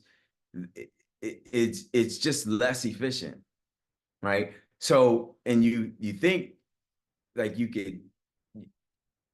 think you're getting away with it, but it's actually slowing you down. And it's the reason why a lot of people don't scale, because they think the way I'm doing it, there's no way I could do this and survive like this doing 10 places. Well, if you had 10, you wouldn't be doing the same way. Anyway, I digress. I'm going down this other avenue. Airbnb is not the reason why we're here necessarily. It's part of the reason, but the big reason is like, what is the why? What's our why? Our why is we desire to have the cash flow so that it gives us the ability to do the things that are most important. Being able to spend more of that quality time with our family, right? Being able to build legacy, being able in some cases to escape the 9 to 5 so I can have that time, being able to stop grinding in some instances, right? Being able to really be able to help family members, right? Being able to be more of a blessing to the church and the community. Being able to break the generational cycles of financial bondage for our families, right? Some of the financial bondage that we're even in some instances, right? Being able to break those things, and then being able to, in the spirit of the scripture that says, a good man leaves an inheritance for his children's children, being able to do that, being able to build generational wealth to do that, right? So, and then like travel, most of us love to travel. So being able to travel and get out and see the world. And then lastly, being able to like those gifts and those passions, those talents that we all have that God's blessed us with, being able to have the time, have the financial resources to nurture them, to grow them in ourselves, in our children, in our future children, in some cases, in our grandchildren, in our future grandchildren, in some cases, to be able to nurture them and grow them in a way to really make our mark on our families first, and then on society and the world the way we're called to, right? So that again, we can live the vision that God's given us for our life and for our family. If y'all with me, just type in live the vision, right? That's what the why is about. And many cases, when it's time to do something that allows you to do what no one else in our families had ever done before, even those in our families that have done great things, they may have set the bar high. And in some cases, you have that bar that's just there. It ain't even really set high. But getting over that bar because of the people who set it, might have been mom, might have been dad, might have been grandma, granddad. They set that bar, and that bar is the bar that, in order to accomplish all those things, you gotta be able to, your bar has to be significantly higher than that. And it gets fearful. I mean, it's scary. Some cases. It's scary because it's not something that anyone has done before. It almost is like it's scary to the point where we can't even really talk to people about it. What the vision that God's given us, because everybody's gonna say we crazy. Anybody ever felt like that? Like, I guess I better keep this one to myself because they're gonna think I'm crazy. But because there's been many nights where you just staring up at the ceiling thinking, why am I gonna do this? Like, I gotta be able to do this. Like, something's gotta change. And it may not be necessarily your situation. It's just situations around you that you keep seeing over and over and over and over again. Maybe with your kids, maybe with your cousins, maybe with your sisters, maybe with your brothers, maybe with your mama, maybe with your daddy, maybe like you're seeing it all around you. And it's just cutting you real deep. But yet the Lord is showing you, the Holy Spirit is showing you, I have an assignment for you. And you know that if you just implement that assignment, if you implement in that assignment and it comes close to that vision, to accomplishing the vision that he's showing you, it's going to change everything. If y'all with me, just type in change everything. If y'all know what I'm talking about, type in change everything. Like, that's it. And it's scary. It's scary sometimes. And so we have to fight that fear for the faith. Let me give you a couple of definitions, because I mentioned to you that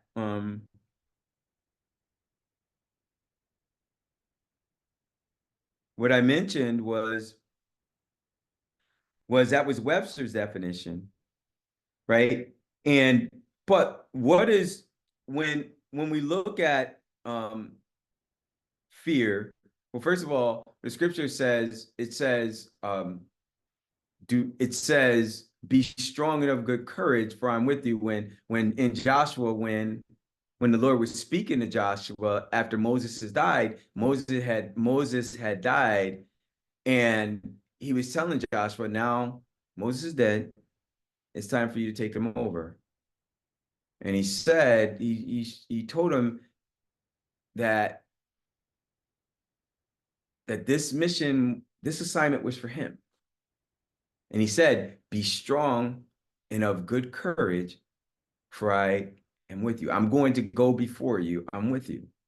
I know that there's giants up there on those mountains that you're about to, when you cross over, there's giant. We know that. I know that.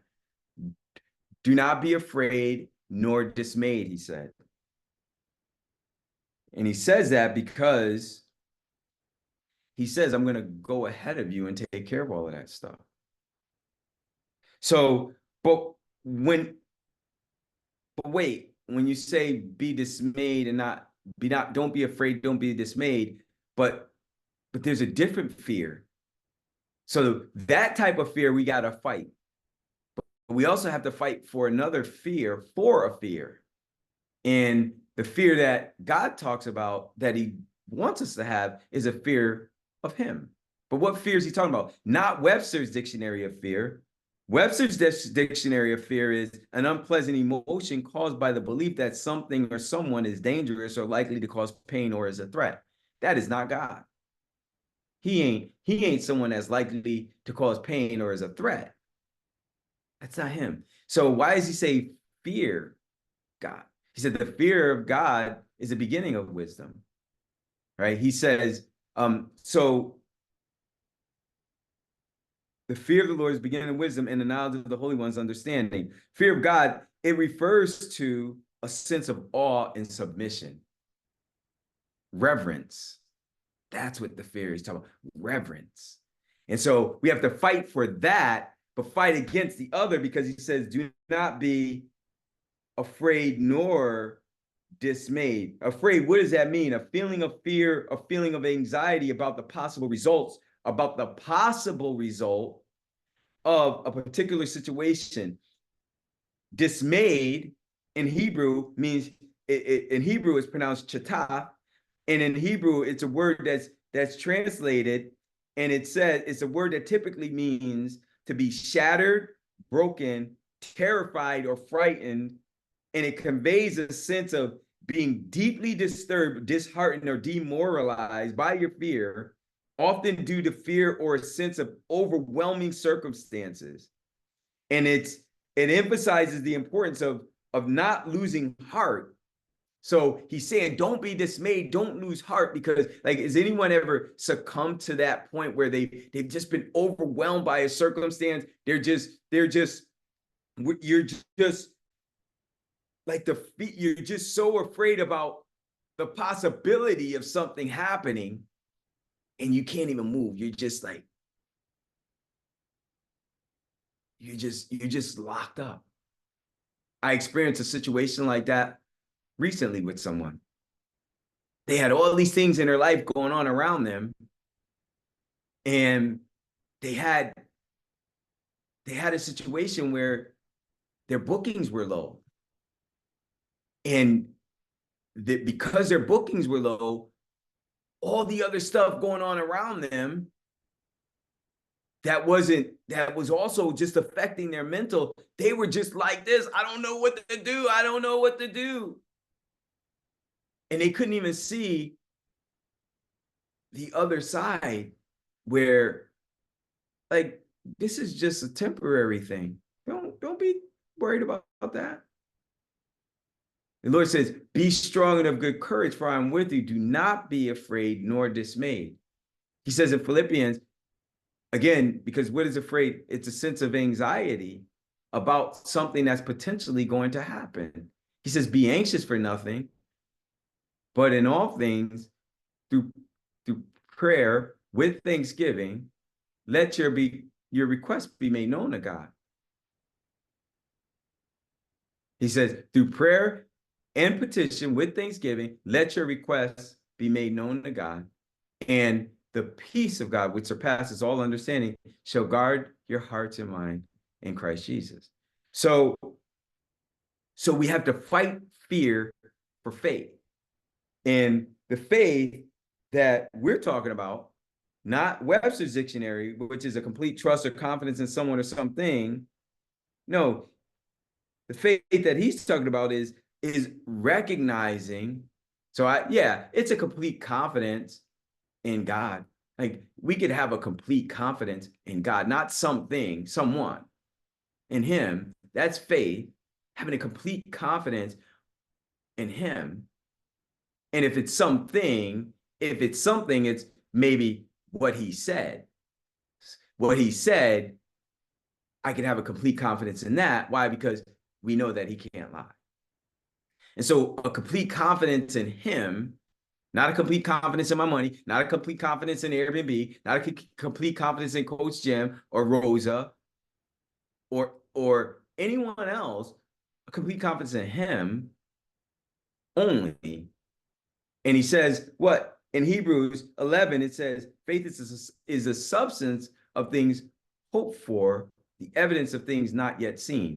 And so when we have a complete confidence in him, he's also going to show us, he's going to give us the substance. Like he gives us the vision. Everybody here, he's given a vision and he's giving you these gifts and he's giving you these blessings.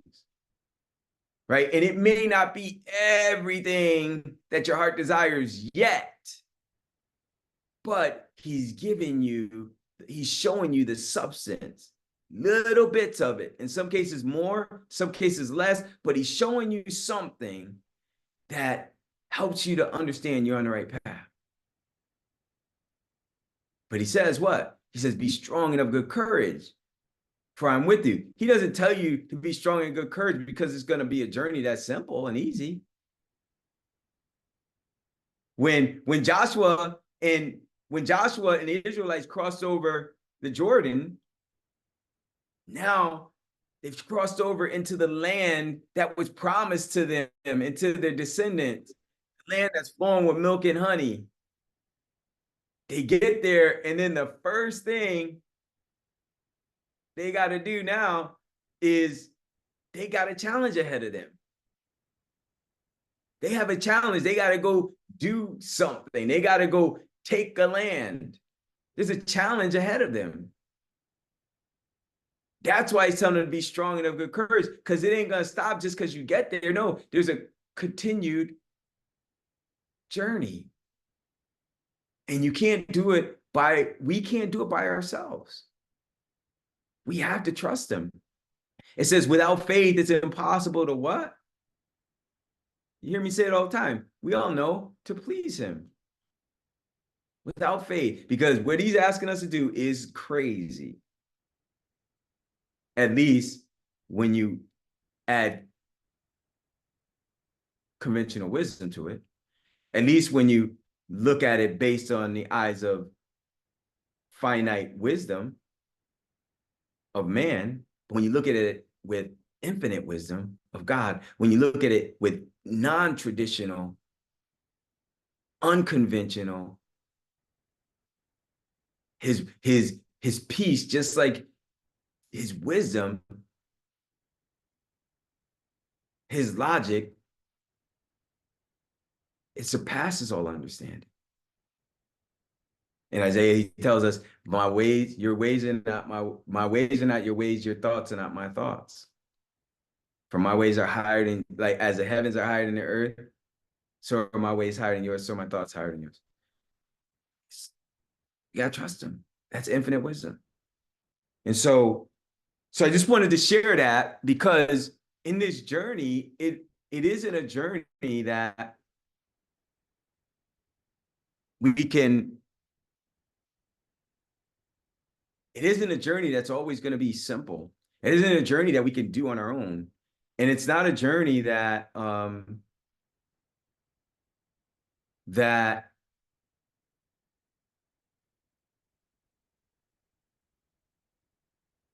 isn't going to come with some bumps and some bruises, some highs and some lows. But in the end, if you're here for the right reasons, if you're doing this, whatever if he's called you to do this, if this is the assignment he's called you to, if this is the vehicle he's led you to, then the real reason why you're here, the big why, it's going to be well worth it.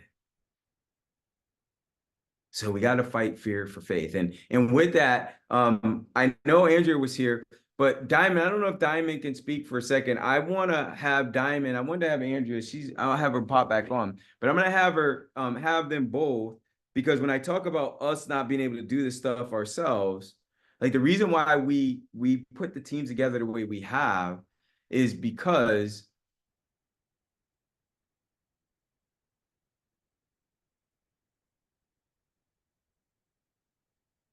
when we have our brothers and sisters in the market that understand this stuff and have a vested interest. Why? Because this is what they do, right?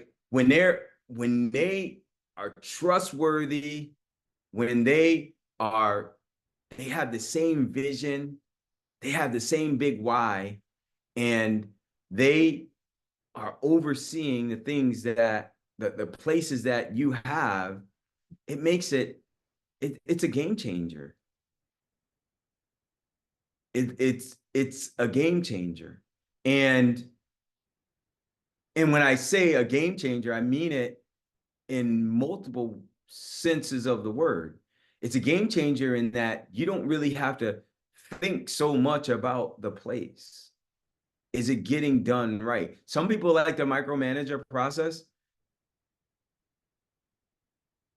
Don't micromanage a process, but be involved so you could learn, right? Because together, what happens is it just gets stronger. Together, it gets better. And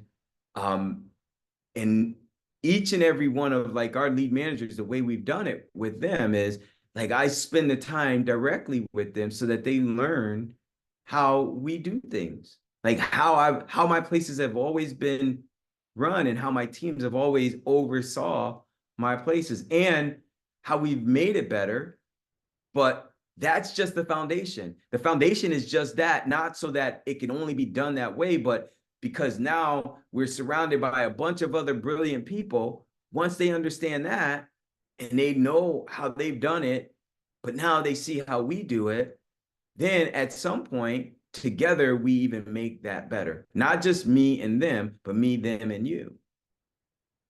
Right? Together we make it better to the point where it's just, right? And so Diamond, I don't know if you you want to talk a little bit about what you, I mean, I know you're relatively new in the lead management space, but just talk a little bit about what you do when it comes to lead management that helps the listing holders to not have to really be so deep in the woods when it comes to running and building their Airbnb business. I don't know if she's here, but I'm gonna have Andrew. I can talk real quick. So I can talk from a lead management standpoint and also a listing owner standpoint as well too, who has a lead manager. But I know from a lead management standpoint, so I help organize, like if you lived in another state and you had a property out in Sarasota, I would help you with organizing your cleaner so you wouldn't even communicate with your cleaner. I would be doing the full conversation and organizing of that. You would just send me over the payment. So that's a huge amount of time that's taken off of your hands. And then also, it's my responsibility to just make sure everything's running smoothly. Your owner's closets, which is where everything is stocked from your cleaning supplies to extra sheets and stuff, is all stocked. And when things run out, I let you know so we can get things delivered, whether that means you mail the stuff to the property or I go out and physically get that for you. So I think we as lead management over your property just make sure that everything runs smoothly, and where you physically can't be, I would take your place, and through just communication through a phone call or text message, we'll just make sure everything's going great. And then I know from a listing holder standpoint who has a lead manager, I live in Tampa, Florida right now. John, who's my lead manager over in New York, because I have a property over there, he pretty much does the same thing. So that has helped me a lot. So if I have any issues with the guests where I can't, I have to physically be there to fix whatever issue, John would step in and help me out. He helps me get the property together, decoration wise. And then, yeah, it's a humongous help and it's a great collaboration. And it's been great. So yeah, that's all I got. So, and I appreciate that, Diamond, and that was the one thing that, like when before Diamond became a lead manager, Diamond, and Diamond, she went and she already had a place in New York, and she she actually flew out to New York from Tampa because she just wanted to see the place and meet her lead manager. Like, I didn't tell her to do it. That was something she just desired to do. And she got there and was welcomed with open arms. And it was just a great experience. And then we were here and I invited her and a few other students from the area to my place for lunch. And what we did was our office hours. We did it live office hours with them here, and then everybody else was on video, and we were just talking. And during that time, I invited her to go to Jamaica, all expense paid. Come to Jamaica with me next week. You want to go? She's like, yeah, sure, yeah. I want to go. Like her brain had to wrap around it. Like, wait. And a big part of it was because, like, Jamaica, she had just picked up a place in Jamaica, by the way. But the other thing was, Jamaica was some place that she always wanted to go. And in her mind, it was like I got a plan for this for months and months ahead, to plan to do my amazing trip to Jamaica. And then all of a sudden it was like, it just happened just like that. So her mind just had to wrap itself around it so anyway, she got to Jamaica, and one thing she was really looking forward to was she was looking forward to hanging out with Andrea too, because Andrea is the lead manager of all the stuff in Jamaica. And she saw how Andrea just handles things and the way she does stuff. And she's like, wow, like, you know what? I would really love to have my Airbnb business like that. And I would love to be able to move like Andrea moves, where I don't have to be in one particular area to do this stuff. But because, like, I got family in Ohio, like God's given me, I'm still a nurse, right? God's given me vision to be able to come alongside of grade school, middle school kids and help them through their journey through life, and so that they know that there's, whether I know them or not in the beginning, there's someone there that does care, right? That gives them a greater chance for success along the road, along the way. And that's her vision. And so, and when she saw the way lead managers do things, she's like, I would love to be able to do that. And so in lead management, like, it ain't like someone just gets appointed. Like, that's at a position, they pay a lot of money to be in that position. They pay a lot of money. It's like $75,000 or so just to take on that position, So it's a commitment that they have, because one of the things that we understand is that we cannot do this alone. None of us can be successful without serving one another. We can't. And doing it with excellence. And so with that, we have to fight the fear for faith. We have to fight the fear for the faith that what God's given us, that substance of the things hoped for. And then he also sprinkles in the evidence. The evidence. I'm showing you all these little things along the way. Some of it's big, some of it's little. I'm showing you all these things along the way. Are you willing to see them? It's just evidence of things not yet seen.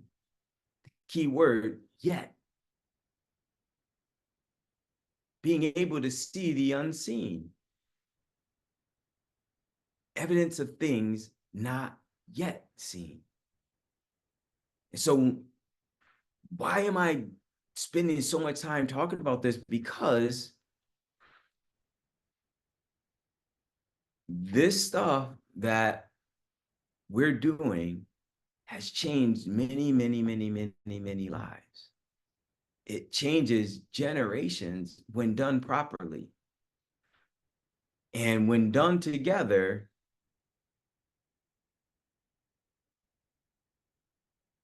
what's really possible, I honestly, I like, if I told y'all what was possible, y'all would think I'm crazy.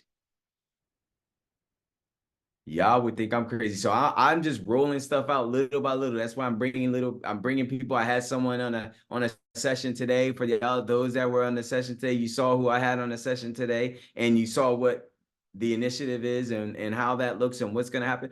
Like some other things I shared earlier with Andrea, there's some different things that are part of initiatives, and in those initiatives, it's kind of showing you little evidence of things not yet seen, and how the impossible becomes very possible. Right. And so, but together, I can't do this stuff by myself. I already know it. So it behooves us to make sure I surround every one of you guys with people who I trust, people who are willing to commit, significantly commit to serve you. Right. And in turn, our job is to make sure you're committed as well to your vision. Because when you do that, then you understand that it's about serving one another. Because it doesn't work without that. And my job is to serve everyone. Right. And that's it. And then our job collectively is to serve him. We're doing all this stuff, not because I'm watching or anybody else is watching, because we know he's watching. That's our job. And then what does he do? He blesses it. He just blesses it. So if y'all still with me, just type in Fight Fit for Faith. Now, what I'm going to do is, and hopefully that made sense, because what I'm going to do now is, sugar, Lord. All right. So I am going to end up going over for about 10 minutes, I guess. Oh my goodness. All right. Tried to warn you earlier. All right. Okay, so what I'm going to show you real quick, I'm going to go behind, because I changed the format a little bit, because I want you guys to know like what is happening, some of the things that are happening. There's some things you don't know that's happening, and I'm going to be rolling some of that stuff out this week too, because it's going to make all the difference in the world for everyone. Like, this isn't about me or my team just holding on to stuff. It's about letting it go, so that what's supposed to get done, what he's showing us, gets done. Why? Because it ain't being constricted by one or two people, but it's being shared to and by everyone, right? So, all right, let me show you. What I'm going to show you now is just, I told you guys, now, for those of you who've already been out there, you now what you're doing is you're getting landlords reaching out, you're getting ready to set up. So if you got landlords reaching out to you, one of the things you're going to do, like we talked about that today, we had a great discussion today in the VIP session about what to say when landlords, or what you're doing when landlords reaching out to you. But we didn't just do it on a surface level. We went deep into principles, concepts, and why you do it the way you're doing it, and really deep into win-win, right? And why that's so important. So what we're going to do though is, what I'm going to tell you is, if you got landlords reaching out to you inside of Jumpstart, it said there's a module in there that says what to do when landlord starts reaching out to you, right? What to do to set up your first appointment. Watch that module. Watch it, because I get into it. I got into a lot more stuff today, but I get into it in detail there as well. Watch that. What I'm going to do now is I'm just going to show you how we like optimize our listings from an advanced level perspective, so that if you already have listings, if you aren't doing these things, this is going to be a refresher. If you are doing them, if you're not doing them, it's going to be new to you. But what you need to do to optimize your listings even further, so that you can now, if you're only at 40-50% occupancy, it's going to take you up to 60, 70, hopefully 80, 85% occupancy. One thing I can't guarantee anymore is it's 80, 85%, because every time I turn around, Airbnb's making changes to their algorithms, and they ain't telling none of us that they doing it, right? So one of the things that we're doing now is we're getting control over how many bookings we get, right? We're going to control that. And that's something that we'll be sharing maybe tomorrow, maybe Thursday. But there's certain things that we're doing. We're rolling out some things, and the collaborations that we have, that gives us more control over how many bookings, so that we have, like, we're overbooked. Like, we're going to be getting into that stuff. Like, we're going to be able to do that by the grace of God. By the grace of God, we'll be able to do that. And so now the only problem we have is we don't have enough listings, not enough bookings. So if you don't have enough listings, then now we'll solve that problem by making sure we have more listings than we need, than we can handle, should I say, not than we need, but more listings than we can handle. And then when you got more bookings than you handle, when you got more listings than you can handle, then the only problem you're going to have is you're going to have more money than you actually have need for, right? So that's the three problems that we're creating for ourselves. All right. So what I'm going to show you is, can everybody see my screen? No one can see my screen yet. So let me show you my screen. I'm going to show you how we handle insights. Let's see. All right, I'm going to share my screen real quick. All right, so when it comes to optimization, there's a few different things that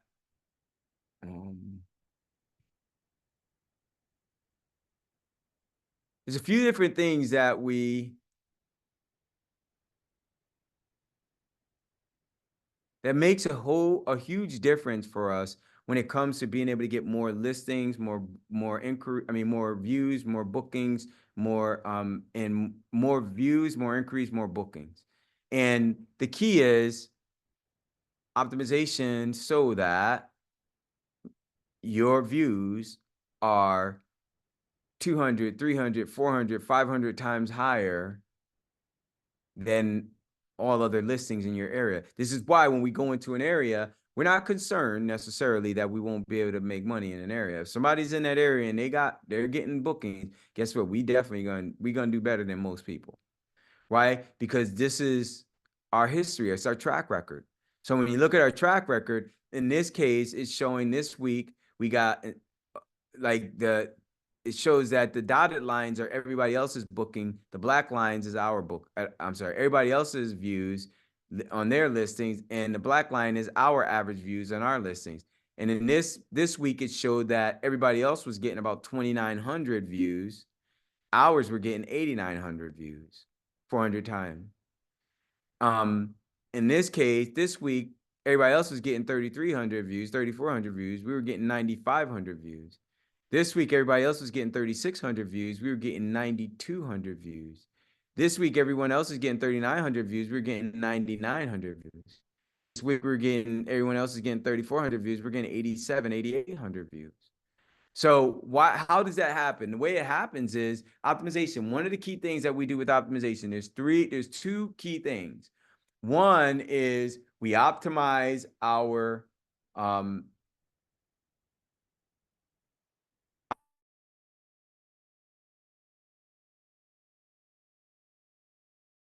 images. So we have images, not just of our photos of the house. That's just an image of the house and walking through the house. We optimize them. That's important. But we also optimize by having images of things to do, like the key landmarks in the area. Like one of my favorite listings out of all the students that we have is actually two, is Sydney. I think she's here. And Diamond. And the reason why Diamond's one of my favorite listings is because she copied Sydney, right? Because Sydney did some stuff and she's smart. Because now Diamond is fully booked in her places in New York. She's fully booked. She's 100% booked in Jamaica on one of hers, and then the other one's starting to gain attraction too. Like she's implementing the stuff, but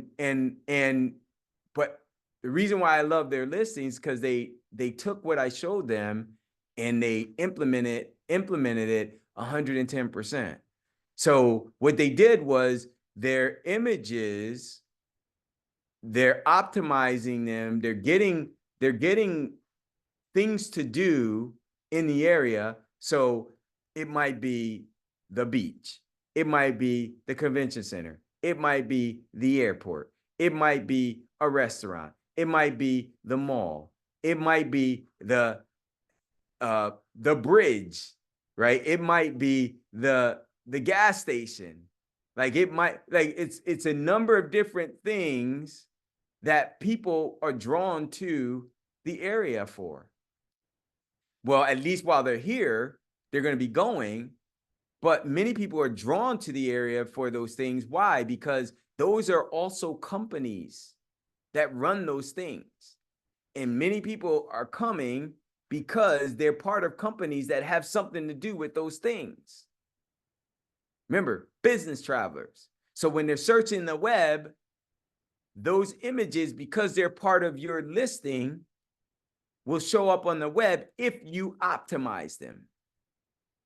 So when people search, your listing will come up because your image is on that search. How is it on that search? Well, it's optimized. How do you optimize it? In the caption. Inside of the caption of that image, you're putting information about that thing, right? It might be Siesta Key Beach in beautiful Sarasota, Florida, 1 mile away from the property, right? So everything, you're adding something, and it's not just Siesta Key Beach, it's enjoy beautiful Siesta Key Beach. So you're putting in an action word of something that they're going to be able to do so they can see themselves in that picture. Right? So you're going to do that with all your images. So when people type in Siesta Key, when people type in the mall, when people type in these popular restaurants, when people type in that gas station, when people type in that bridge, that convention center, that beach, like they're going to find your stuff. And when they read it, it's like, wait, what? They click on your listing. But also, so that's one. Now, why is that important? Because why do you think we're getting so many more views than everybody else? It ain't because we're marketing our listings on other sites and all kinds of other things. Yeah, we do that now, but we were doing that before we were doing all that. what I expect. So I should take a screenshot of this because a month from now, in fact, I'm going to take a screenshot of this because a month from now, Lord willing, these numbers 9,200, prayerfully, that might be double or triple, prayerfully. And if it's not, then I know my bookings will still be double or triple, prayerfully. Why? Because of some of the other initiatives that we'll be talking about that we're doing now. Right? We're controlling our bookings going forward, Lord willing. So, but that's the key because those optimized pictures are like your little salesmen and women all night long, 24/7, 7 days a week after week, month after month, 365 days a year. Right? Because people are searching all day long, all night long, and your stuff's always going to be showing up. So that's one. All right. So if y'all with me still, just type in optimize your images, optimize your images, optimize your images. All right. So that's one. Now here's the other part, and then we're going to wrap it up. So the other part is opportunities. So Airbnb has this little game that they love to play. And the little game is Be Our Partner. It's called Be Our Partner. And Be Our Partner is how can you be our partner in helping us accomplish what it is we desire to accomplish? Well, first you got to know what we desire to accomplish. Well, what we desire to accomplish is we want people to come to our platform, and the people who are on our platform, we want them to have success and to be very happy on our platform. Like we want them to be loyal customers of our platform where they not just loyal, but they are fanatical about our product. Like they are about Apple. Like the Apple users are about Apple. In fact, we're so determined to have our users so fanatical about our stuff, like Apple users are fanatical about them, that we went out and stole one of Apple's key people, Johnny Ives. Johnny Ives came in, we stole him. He was a big proponent of creating that fanatic in the Apple user, and in that loyalty in the Apple user. One of the reasons why Airbnb's algorithm keeps changing is because that was a big part of it. So what do they do? What do they do is they leave clues. They say, I'm going to tell you how to be our partner, but I'm not going to tell you how to be our partner. So I'm going to show you how to be our partner. We're going to leave clues. We got all these opportunities. Let guests book instantly. Provide basics for cooking. Allow pets at your place. Add a TV. Offer self-check-in. Highlight any free parking. Add a crib. Get requests for longer stays. Unblock bookable dates. Welcome guests for short stays. Add heating. Like all of these things. You got all these opportunities. If you can the more of these opportunities that you'll have inside of your listings when you create them, the better chance you have of being recognized as one of our partners. And being recognized as one of our partners is not just something in theory, it's real. Because if we recognize you as one of our partners, guess what we're going to do? We're going to send out all your listings to everybody, way more than we're sending them out for everybody else. That's what we're going to do when we recognize you as our partner. Why? Because we want the people on our platform to be satisfied users. Their user satisfaction algorithm is in play 24 hours a day. That's why they're always asking questions. That's why this algorithm is the reason why they became one of the biggest companies in the world. They're the largest hospitality company, bigger than Hyatt, Hilton, Sheraton, Holiday Inn, bigger than all those companies. And they're only about 15 years old, and they own 0 properties. It was because of the same thing that made Facebook, made Google, made YouTube one of the wealthiest some of the wealthiest companies in the world, because they have this billion-dollar algorithm, this billion-dollar artificial intelligence algorithm on their platform. They know more about you than you know when you get on their platform, right? Because they're always gathering this data and it just follows you all around. So they're asking the questions, and when you can make sure their guests, their users are happy, fanatical, you're getting 5-star ratings, you're getting bookings yourself, you're making yourself some money, you make them money, you're making you money. That means Airbnb's making money. People are going to be coming back. They're going to treat you like a partner. So those are the two keys to how if you just do those things, make sure when you go in, you're adding as many of these opportunities inside of your listing, and you got to go back and check every now and then, because sometimes they don't say 100. You want them to be 100% or as close to 100% as possible. Not all of them, because some of them you don't do. We don't do pets, right? We don't have a crib, so we don't do all that stuff. But if you notice, there are other things like self check-in, 45%. Why is it only 45%? We have self-check-in in everything we do. It should be 100%. I don't know why, but Airbnb, maybe some of the listings that we have there, we just put some new listings up on our profile. So maybe those are just not finished yet. Maybe that's what it is. But I also know that Airbnb will also uncheck the boxes when people fill out their survey at the end and they don't answer the question properly, or they say no and it was yes, right? So they may do that. So you got to go back and check, because when you miss this part, then you're missing a big part of what is going to cause them to send out your stuff to all people all over the world more than they're sending it out to everybody for everybody else's stuff. It gives you the unfair advantage. We always want the unfair advantage. Legally and ethically, we do it to get the unfair advantage. We get the unfair advantage legally and ethically, and that's why we're always in the top 1% of all Airbnb income earners in the world. Now we're going to do something a little bit different that's going to give us another unfair advantage legally and ethically, so that now we get to control the bookings that we have, and everybody's got way more bookings than they can handle. That's how we do it. So that's that. Now, I said I'd go over 10 minutes. Yesterday, I showed you what to do, make those changes to the platform. This time, I'm telling you what to do. If you got listings already, how to change the algorithm, how to make those adjustments, and what things are important, and then how it affects your listings.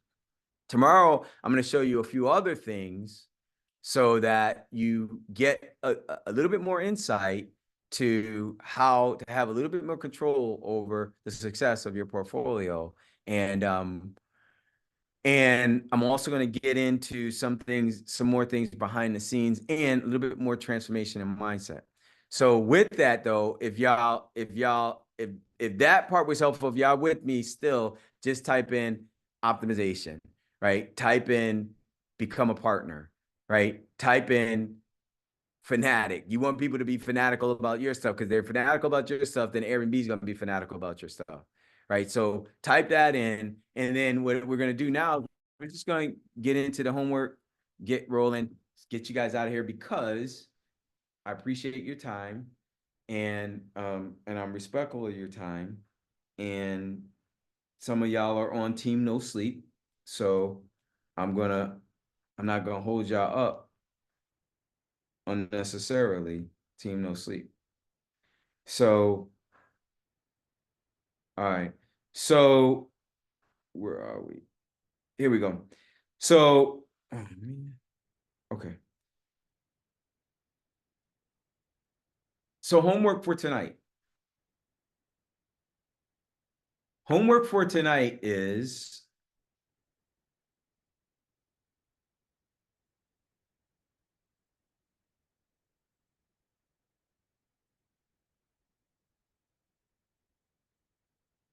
make sure, for beginners that are just getting started building their stuff, make sure you inside of Jumpstart, you got access to the Jumpstart module for free, right? And you're going to have access to that for until the challenge is over. then we're going to shut it down. Unless you're in the platform and you're now in the upgraded version of the platform, the millionaire mindset upgraded version. Some of you guys are still in the free version. We have the recurring payment version. It's $47. You get to come to the challenges for free going forward. And then and if you're VIPs, then you also get to have that course, that program, the Jumpstart program unlocked for you even when the challenge isn't happening. So it'll be unlocked when the challenge is happening for those that are coming general admission for to the future challenges, but it's not unlocked while the challenges are closed. VIPs, you will. So so with that, make sure that you go in, you're watching the modules. Don't believe the lie. You're watching the modules, the win-win principle, cherry picking, so for formula, and understanding how to communicate with the landlords. Make sure you're watching those modules so that like this stuff just becomes just kind of second nature for you, right? Just second nature, right? You don't have to think too much about it. You're just doing it. It doesn't really come with you just watching. I'm just going to tell you that. But once you watch it, when you start to implement it, then you're going to make some mistakes, which is okay.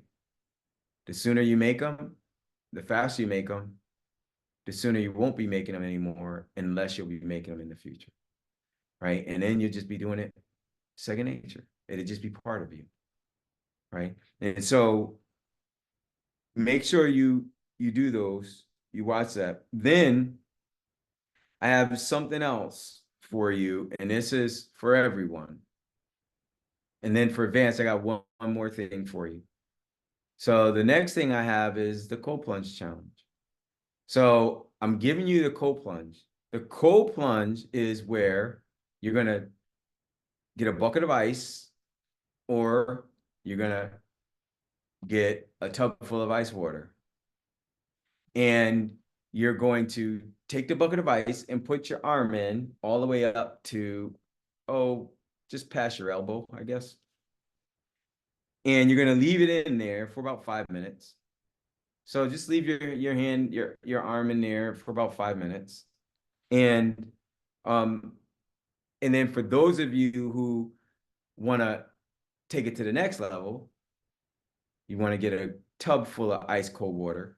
You're going to soak your whole body in it. I hate to say soak. You're going to put your whole body in it, even though it is soak. But soak just sounds so comfortable, doesn't it? It's not comfortable the first couple minutes, but you'll learn it really does get to be comfortable, right? You learn to become comfortable doing the uncomfortable. There's a reason why I'm showing you this. Now, there's something I'm going to teach you that'll help you get through it. So when you're doing the cold plunge, whether it's your whole body or whether it's your arm, there's a thing that we call box breathing. Box breathing will help you get through it. The way you box breathe is you're going to breathe in for 5 seconds, hold it for 5 seconds, breathe out for 5 seconds, hold it for 5 seconds. Breathe in for 5 seconds through your nose, breathe out for 5 seconds hold it for 5 seconds, breathe out for 5 seconds through your mouth, hold it for 5 seconds. That's box breathing. And when you do that, it helps you to learn how to control your emotions. Now, I'm going to ask you guys, even though I'm not there, it doesn't mean you have the right to be cursing me. Right? Don't be cursing Coach Jim. Because I know your body, your arm, your body, your brain's going to be like, you just met some of y'all don't even know this guy. But yet, do you realize you're about to die? Like your arm I'm about to fall off. That's what your arm's going to be saying to you. Your body's going to be like, are you crazy? Why are you listening to him? I'm telling you, don't start cursing me just because I'm not around. Because I don't deserve it. Right? But what I'm telling you is it's not true. Your arm's not going to fall off. But I will give you a disclaimer. If you want to consult your physician before doing this, it's okay. All right. So that's a disclaimer. But you're probably not gonna die, and your arm's probably not gonna fall off, even though it might feel like it initially. But after about 2 or 3 minutes, you'll realize, oh, all that nonsense going on in my head is now going away. Right? You learn, and what that's preparing you for some other things that we'll talk about later on. But just learn to breathe through that. Just learn to breathe through that. Learn to breathe through that. Right? So that's the second part of homework. The third part of homework for more advanced is I got another book for you. So yesterday you downloaded that Audible app. The other book that I have for you it's a book called Breaking the Habit of Being Yourself by Dr. Joe Dispenza.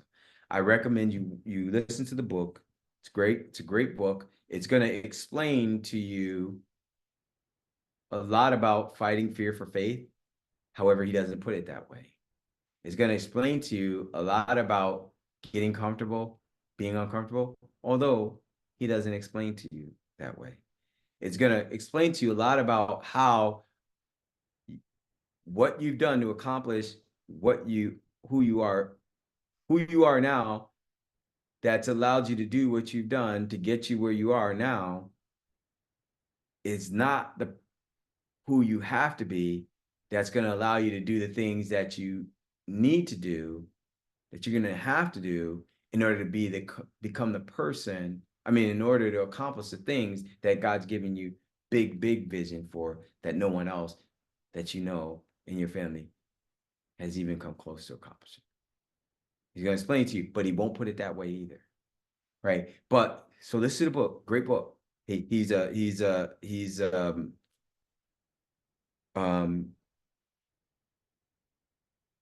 gets into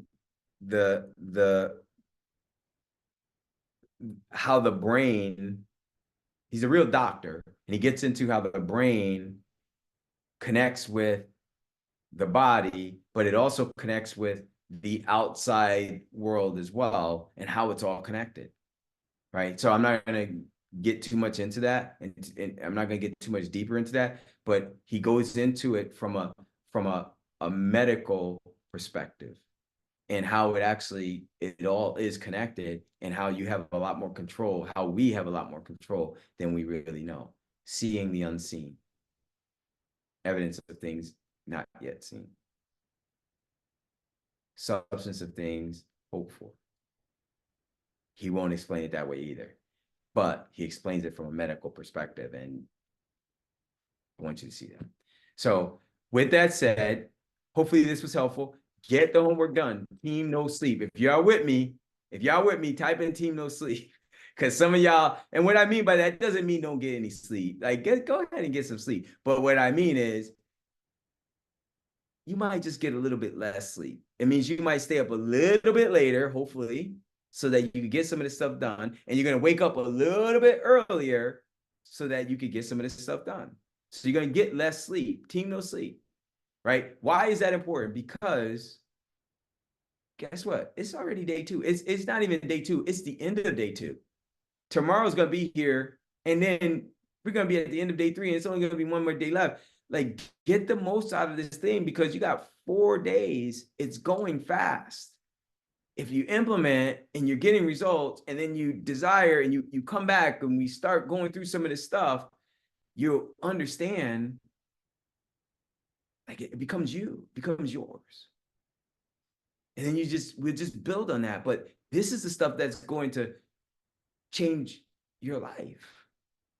It will.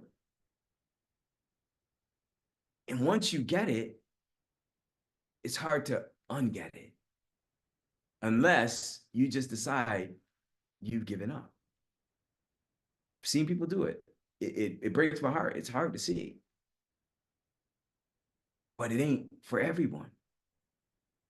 A lot of people, Jim, I want to be just like you. I want to be just like Andrew. I want to be just like them. But I want to have the bling. I want to be able to have the time. I want to be able to have the resources. I want to be able to do these things. I want the bling. Oh, but are you really willing to do the thing to get the bling? Are you willing to stay up an extra hour to do the thing when you've been up already for 12 hours, 13 hours, 14 hours? Are you willing to get up an extra hour earlier to do the thing when maybe you only got 4.5, 5 hours of sleep instead of 6 or 7? Are you willing to do the thing to get the bling? Are you willing to be uncomfortable, learn how to be comfortable being uncomfortable? Are you willing to allow yourself to be very uncomfortable and learn to be comfortable being very uncomfortable? Because that is what got us here ain't gonna get us there. And it ain't gonna be comfortable. Said it yesterday, that mountain of just enough, getting to that mountain of more than enough, there's that valley that we gotta cross through. That's not enough. Go from just enough to not enough so we can get to more than enough. We all got to go through it. And it ain't comfortable. It might be comfortable at just enough. That's why many people ain't willing to lead it. Because to get to the mountain, you got to go through that valley of not enough. And it ain't comfortable being in not enough, leaving just enough to having not enough. Everything go down before it goes up. We got to learn to be uncomfortable, being willing to do the thing to get the blame. Most people aren't. They just say they are. So if y'all want to be on the mountain of more than enough, so that it ain't just about you being comfortable, but about your kids, your descendants being able to benefit from what you did today, yesterday, the next day, the day before, the day after, and not just being able to benefit temporarily, but for the rest of their lives and for generations to follow. We got to be willing to fight fear for faith, to get comfortable being uncomfortable, be willing to get off that mountain of just enough so that we can go through that valley being uncomfortable of not enough so that we can get to the mountain of more than enough. If y'all with me, type in Team No Sleep. Type in more than enough. Type in the journey. Like we all in it together. Type in God's vision. Type in assignment, alignment with your assignment. That's your assignment. So I love you guys. Thank you. Forgive me for going over. And I will see you all tomorrow. Rose, I'm going to turn it over to you. And I'm done. Awesome. All right, guys. So you guys have your homework. You guys have your resources in the school platform. Jim is going to be doing his business Bible study tomorrow morning on his YouTube live at around 9:15, 9:30. So if you are interested in hearing more from Jim, he is going to be live on his YouTube channel. It's Jim G Coaching Club on YouTube. So tune in tomorrow morning at 9:15 a.m. That's always going to be a good one. So that's all I have for you guys tonight. If you guys have any questions, feel free to message us in the chat or post on school, and we'll be glad to answer any of your questions. All right. That is it. You guys have a great night, and we'll see you tomorrow. Bye-bye.